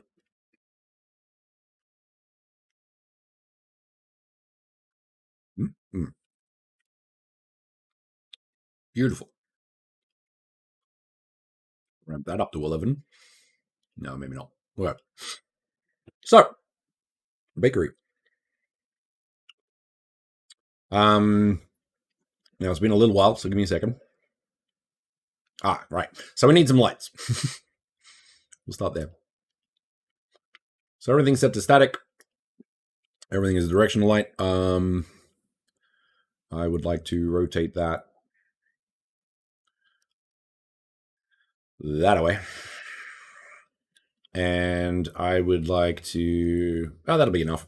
No. Let's. I'll go through it. So, the thing with bakery is these lights, when set to baked, don't matter. But this can give you a visual guide as to what you're doing. So, what you need to do is add the relevant light script to it. So, this is a direct light. So, we're going to do a direct light. So this is what you can see in the space, but this is what actually gets applied to bakery. So you can use these two. If I edit this, I can send it up here. If I do this, I can send it down here. So light mapped. So match, basically imagine light mapped is script. Match script to real time. So this adjusts. But if I change this, match real time to. So it really depends on which way you want to go. I'm going to go 5. Match light mapped to. There are other factors. You've got your intensity, shadow, and all that sort of stuff. So that's all there. So let's use that one. Let's add some other lights so I can give you some examples there. Now, I can use bakery lights, but the problem with this is they don't show in the scene. So I actually don't like using them because I at least like to get an idea of what they're trying to do. So I will add a light. So let's say a point light. Set that to baked. Soft shadows, blah, blah, blah, blah. And then we have bakery point light. And let's light mapped to real time. So that changes that. No, it's a bit too big. 5. So then we can do that. And then let's move that somewhere interesting. So there, for example. And up. So we have our light. Cool. Now note, because everything is static, when that elevator moves, the shadow's still going to be there. So for aesthetic purposes, everything we teach here is wrong. But for practical purposes, everything we teach here is mostly right. Now, the only catch here is spotlight is a bit weird. So I'll show you why. So let's add a spotlight. Put it up there-ish. And rotate that down. So we have our spotlight. Put it there. Now, you will note that Bakery does not have a spotlight. Now, the reason for that is you use a point light to do so. So what I usually do is I will add a spotlight. And as you can see, there's no example of it. But when you look at it, for example, we've got Bakery point light script, for example, but we have a cookie and Funity spot texture on it. So say, for example, if I want to use this as a guide, because that's all it is, once again, set that to baked, so it doesn't exist. Bakery point light. Then we can do these sort of things. So you've got other options, but we want to do cookie. And then it's called Unity. And this could be anything, actually. But yeah, we want to do that one because that's good default. And that's basically it. Match all that up, and then it should look roughly like that. So that's the only catch with spotlights, is the Bakery doesn't have one, but you can make one very easily. Other options include an area light. So that's what that one. Actually, this one's interesting as well. What an area light is literally a plane with an emissive light on it, with an emissive material on it. So you can kind of make it your own, but they kind of make it for you, if that makes sense. So it's kind of interesting. Super fuzzy, like really light. Well, not light, but really what would you call it? So let's do that. So we have this material down here, which is the light. So if we do all this sort of stuff, so let's put it to 2 because it gets a bit faded. And then we match the material, which is this, to what I've just done. So match light to material, that goes up here, but I want to match a material to light. So that happens. So basically, when we go here, I think we can just do this. Yep. It's literally just a very simple Bakery light main color intensity. So it's got its own shader, for example. But you kind of do the same, I think, with emissive. Now, small note, if you have two area lights, and I think I haven't actually tested this, so I'm going to try something. Area light example. So notice how this is already red, even though this is a new light. I don't know if this is a bug or on purpose. But if you want 2 different area lights, for example, you actually have to do, or the workaround that I've found is you have to make 2 materials. So once again, this creates the same one. So I will duplicate that. Do area light 2. And then I will basically drag that onto here. And then I can do that. Yes. So it's a really cut down shader, I think. I don't know if it does anything different from emissive. Maybe it does because it's a unit of intensity rather than like a level of intensity. So it is different a little bit. I haven't done the testing to sort of figure out how close they are, because maybe 2 intensity is 2 on the emissive. Who knows? But But yeah, so note that material thing when all of your area lights or whatever are the same. But now that we've made a second one, we can do that, and they don't copy. So there's that. So we'll keep those there. So we've got area lights, we've got a spotlight, we've got a point light. Let's put that over there as well. And we have our emissive here. I think that's it for setting up lights. Directional light, skylight is just a skylight. Usual sort of things. Volume. Ooh, what's a volume? I have not used volume. Okay. I don't know what volume does. I've never used it. I'm wondering if that's if you walk into it, something happens, or the light changes. So use that as, or look into that as you see fit. Hello, Mexicuza. Or however you say that. I wish English was like accurate in the fact that whatever you wrote, you could get it right every single time. Yes. Volume. Yeah. That's the thing. I'm not too sure. Let's do it. Let's do it. I'm nothing if not experimental. So let's give it a shot. Kind of interested. Once again, I like to. Well, actually, I was going to say I'd like to be professional in my streams, but everybody knows that's not the accurate. So let's do that. Enable baking. Global. Yeah, I think it's a. I don't know. I'll leave it in there and see what happens. Whatever, man. Okay. So that's the lighting. What's next? Bakery settings. Okay. Next up. Yeah, that's all we need. Yeah, I'm not too sure. Could be. My worry is like there's something I'm meant to set in here and it's meant to do a thing. Wrap to object. Well, they don't do the index. Yeah, I'll have to get the docs for that. Putting things in, just wasting time. Anyway. Bakery. So lighting is that, but we don't need that. We need bakery. So the settings that I personally have found work well and fast. Experimental, full lighting, bake normal maps. These two, I get the impression that these might not work or there's something complicated, but bake normals and dominant direction are the sort of ones that I go to. L1, X Atlas. I usually just leave that one default. X Atlas.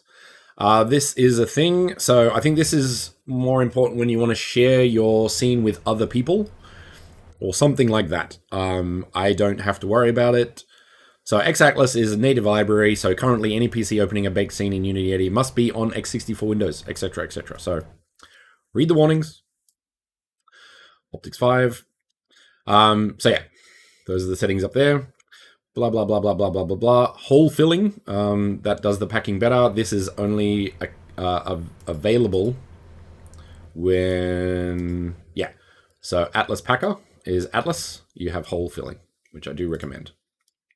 Unwrapper. So you have that. Some other options, slower down, better things. Split by scene, I don't really recommend. I haven't really got any good results from it. And it just makes more file size. 248 is pretty much all you need. Sometimes I use this so you can boost everything up, but now with Bloom, I wouldn't recommend this probably. And this one little in here is I will always put that to 1. You can put it higher, but I usually put it to 1. I have an RTX. And that's basically it. So I'm going to get rid of that. And then I think it's good to go. Now, when I press render, what's going to happen is this. Now, this happens every time you press render the first time. I've set all my settings up that this would set up, but I will always say yes anyway. So it'll check what you've got, make sure everything's good. It's pretty fast, doesn't take much time. Give me the things that it recommends. I don't know why it recommends 5.1. I'm assuming 7.2 is better, but not too sure. but I will go set recommended as default. I have an RTX. Yes, I do. And nothing changes because it's kind of set up correctly because I've done it so many times. So yeah, use that if you like or not, your choice. And that's it, theoretically. You do have to save every single time. So that, ooh, this is going to break. This is going to break my scene. I'll clean it up later. Bakery is fast. I'm going to get a drink. Give me a sec.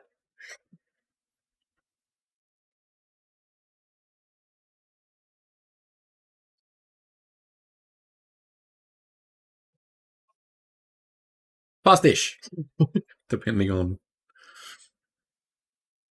your settings. But yeah. I think also the first time is faster because it has to unpack everything. But once, if you don't change any of the packing or the objects, then it doesn't. I think you have to hide. People do.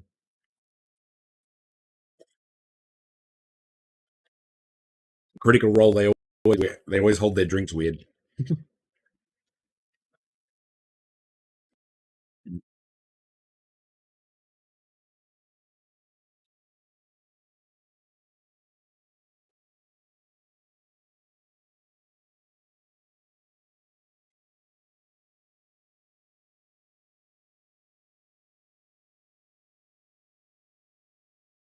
And there we go.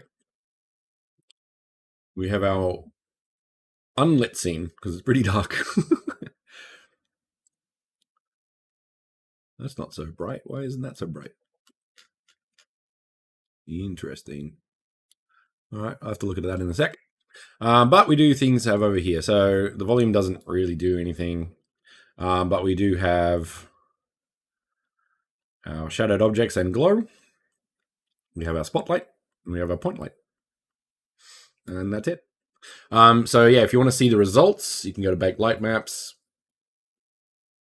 And then you can look at this. So this is the problem with sort of big scenes or big objects. So I expect everyone to delete the floor plane for this very reason. So yeah, and it's not that bad. Like the quality's okay, but not ideal. Like you can see the jaggies and stuff, and that's the biggest it can get, right? So you want your objects to be split up. So this would be like at least four grid, for example. But yeah, designing your space to be pulled apart neatly.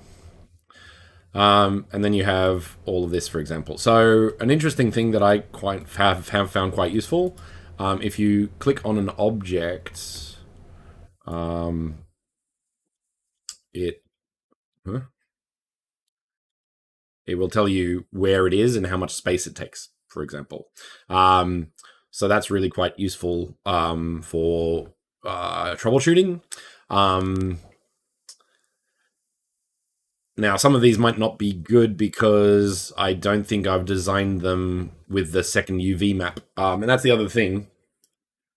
So a new modeler is a very specific thing. But I think I do have a, yeah, I do, cool.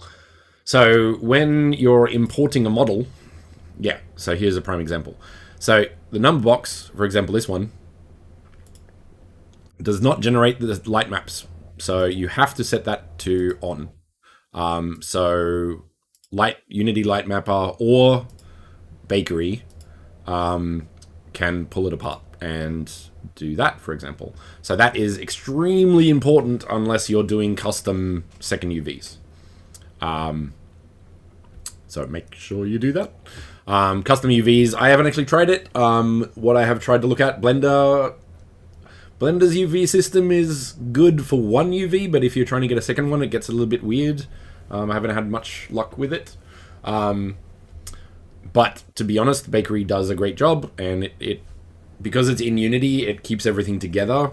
I don't have to worry about placement of objects or like grouping things together. I can just go make it look good, and it will do that quite well. Maybe not as good as Blender, because Blender's like a proper rendering engine and all the rest of it, but it does the job. So yes, make sure that's on. So let's do a second test, and maybe that's why this isn't working. Um, hmm,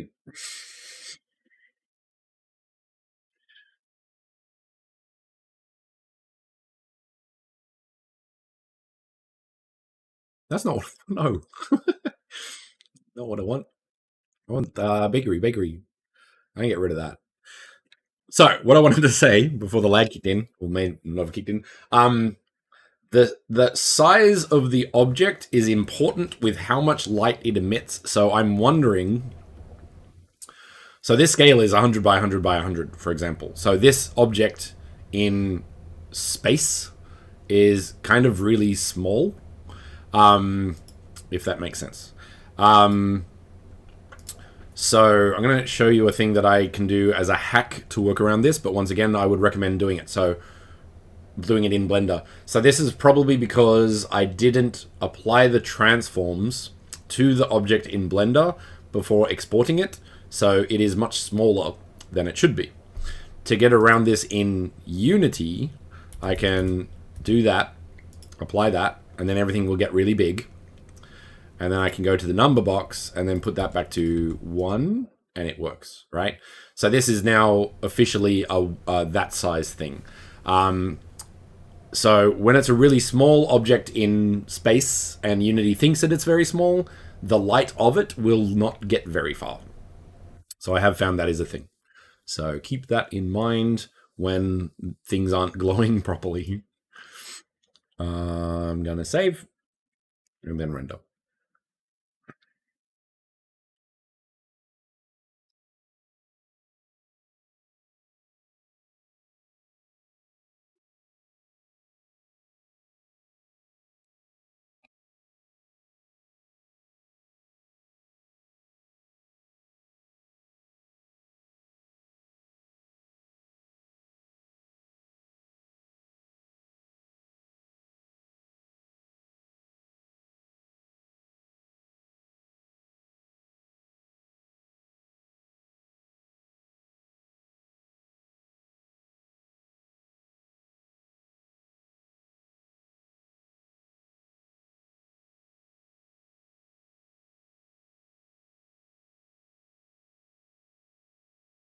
No, doesn't like that either. Good on you.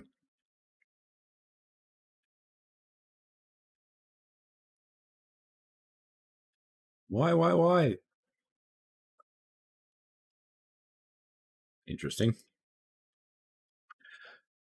So I don't know why that's happening anymore. Should work fine. Static? Yes. No, I've done enough. You can't make me.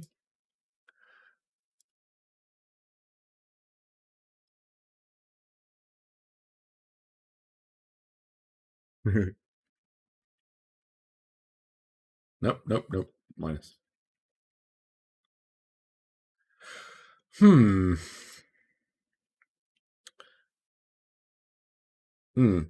Okay. I don't know why this one doesn't work.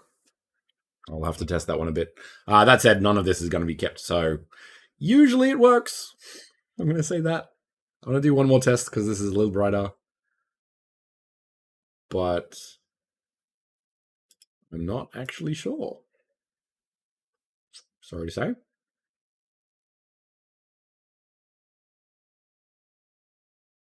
Yeah, not sure.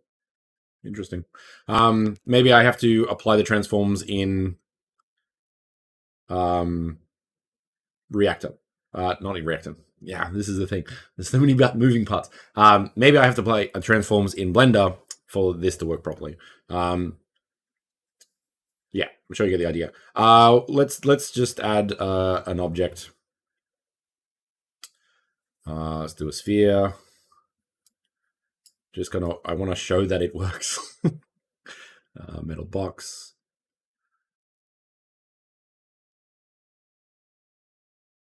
Static. Yeah.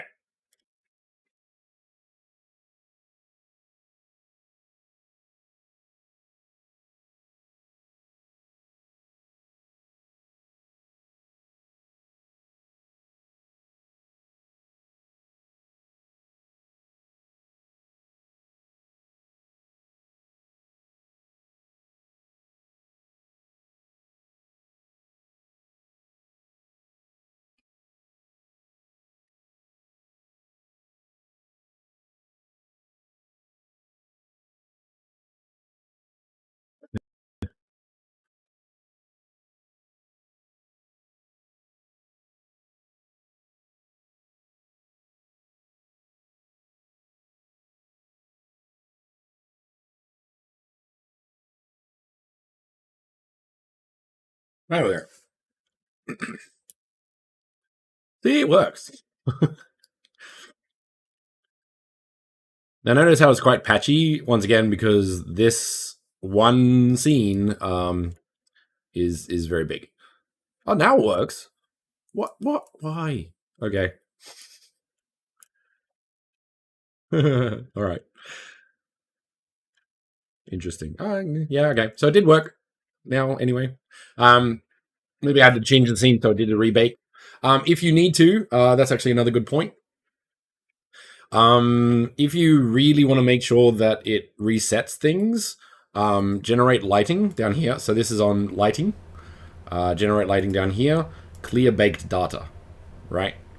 And if you really, really wanted to do it, you could sort of go here and get rid of all of these. I have found that like these will stay there. So for example, let's do a quick test on that. But if you want to, it won't get built in the playground, I don't think, so that's fine. But if you want to just keep your file size smaller on your hard drive, actually you can get rid of all of these, and then render again, and that'll clean all that up. So for example, for this space, I'm going to do that for all of these things because I don't want baking in this experimental scene, for example. So that's that. Although now that I can clean it up, it'll be fine. Maybe. Yeah, this may have been a mistake. Anyway. Yeah,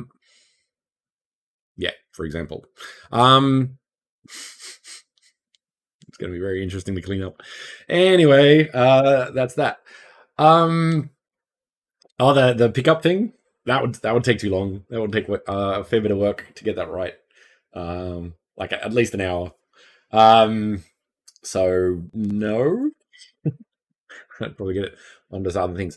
All right. So that's 2 hours. Unless anyone has any other questions, I might wrap it up there. But yeah, happy to stick around if anyone has any specific questions. Oh, question. Mexikusa, if you're still there, Japanese by any chance? I live in Japan. Are you someone from Japan and you know me and I just haven't seen that name yet?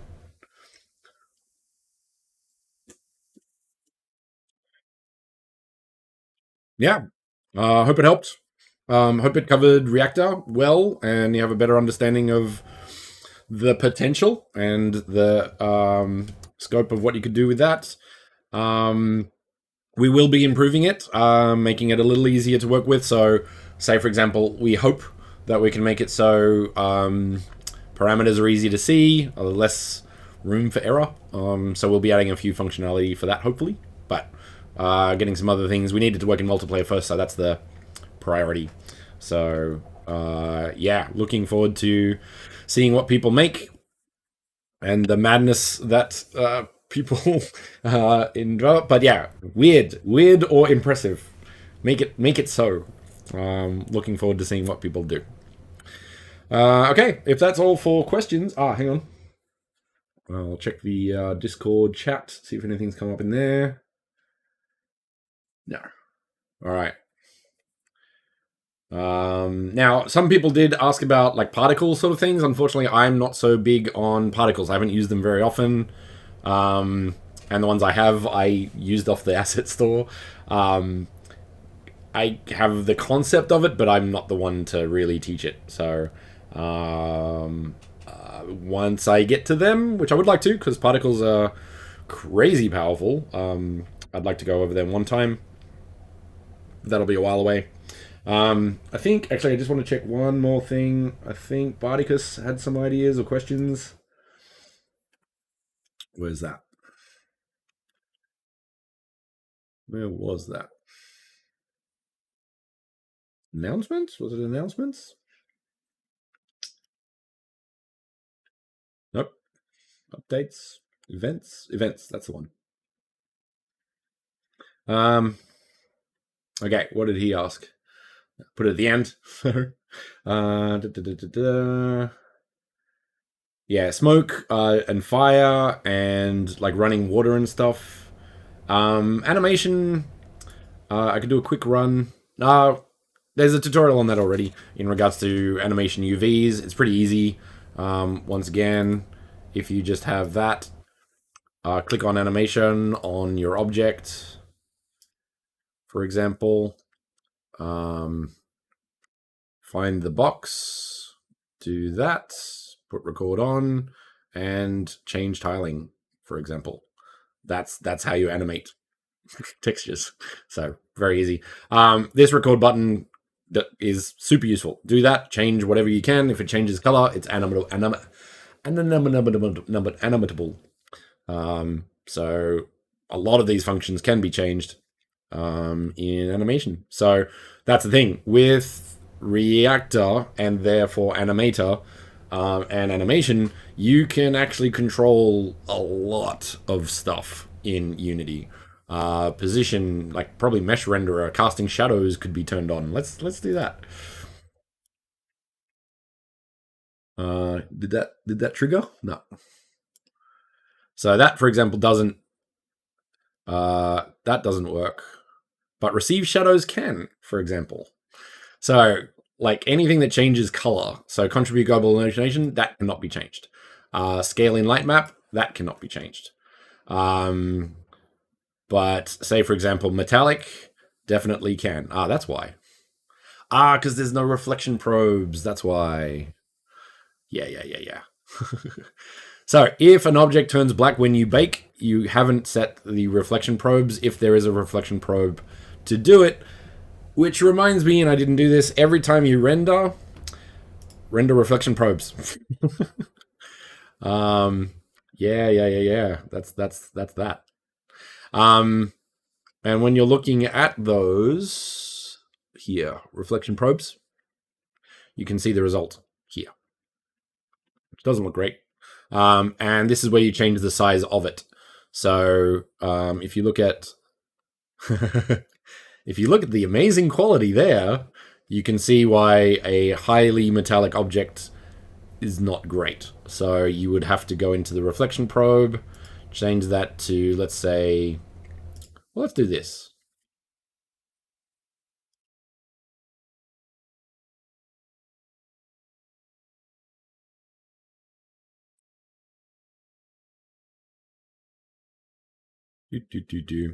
Beautiful. Amazing. Excellent.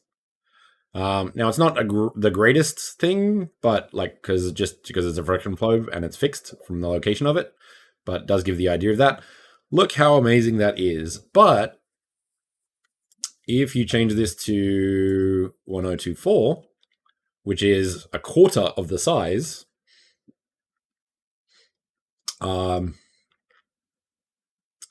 let's check out the quality of that. It's basically the same. Like, of course, it's not as clear, but for the file size, like that's a jump I would definitely make. But if it was fuzzy, so when we get to 512, that's when you can definitely see the quality changing. But once again, if you go to this and you soften this, no, this one is the one you want. So if you sort of blur it a bit, even just to 0.9, it doesn't, like, you can't tell, right? But you get sort of the effect.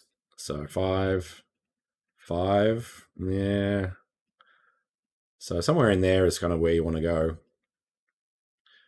So that's fine. And then now once again, each size each one that this goes down is a huge file size shift. For example, which is what you want to do. So now that we've got it sort of fuzzy, we can actually probably go even lower. So yeah, so that's not bad, for example. And it's much smaller. And that's like a clear wall. So if you have color or texture or normal maps, like that's flat and perfect, like no specularity, roughness, or anything. So if you added that to it, it would make a huge difference.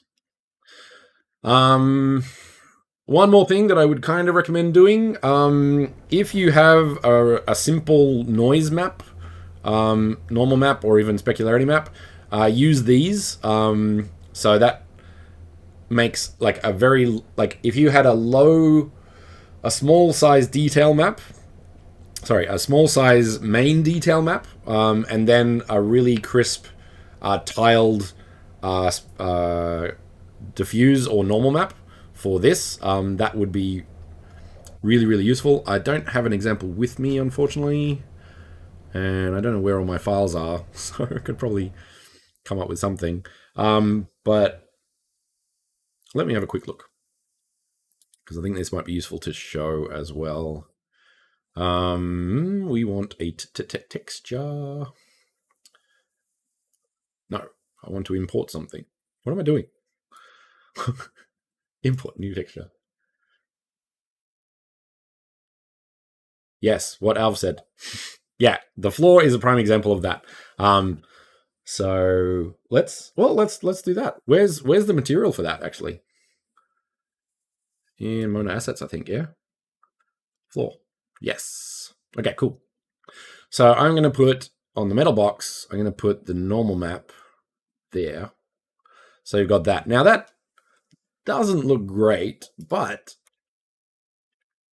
that looks a lot better. It actually looks kind of too crisp.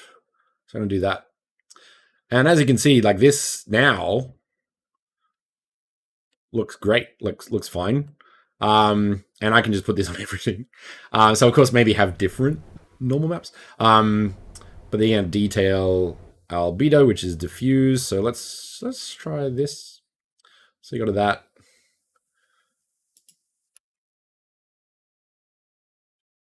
Yeah, so that normal map makes a huge difference. That maybe rock on a metal doesn't really work, but it's kind of interesting. So you can do things like that. But the thing is, you can even do like really, really fine for pretty good results. And this could be like super small, for example. But I actually like 10 because then this can be rougher. And because we've done that, we can actually go to the reflection probe and put this down to 128, probably. Even less. Actually, no, let's do this. Yeah. So you couldn't even tell when it's detailed like that. So that's a really good way, and the blue's even harder to see. So by doing these sort of things, you can save a lot of file size. Now the thing is, what I'd like to check something. Can I see where this is? How can I find the bakery maps for this? Because what I'd like to do is try something. So that's the other thing I was going to talk about. Crunch compression. Alv has found a way to reduce the file size of the whole thing by a significant chunk for very little disadvantage. The older way that I was doing it was you can adjust this in Unity.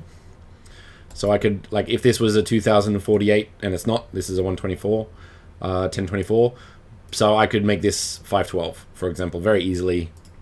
And then you see that change there. But that degradation, I don't like that degradation. That's a bit too much. So I'm going to keep that up to 1024. And it can do that. So you can go up and down on your resolution here very easily. And just keep going down until it hits that point where, okay, this isn't good enough for the scene in question. But if you put this on, so we've got the file size down here, not yet compressed. So if you turn that off, it says how big it is. So this is 0.7 meg at 124, which is the minimum for this quality. Put this on, apply. No difference to quality, 21K. So, that. Now, if you want it to be higher, of course, like even if you put it at 80, for example, Like, you don't want to reduce that quality too much. You can go apply. Still 21K. So, yeah. Do that. I'm trying to figure out what the problem with doing that is yet. It's kind of like one of those too good to be true things. But I don't know what that is. So yeah. So I'll be using that a lot in future builds if I remember. But I need to remember because 180 meg is like, it's a lot, but it's also not a lot at the same time. So anything you can save like 500k on an object is like 3 more objects, for example, or 3 more textures, or all sorts of things. So use that wisely and adjust as need to. I'm kind of interested in sort of the 10.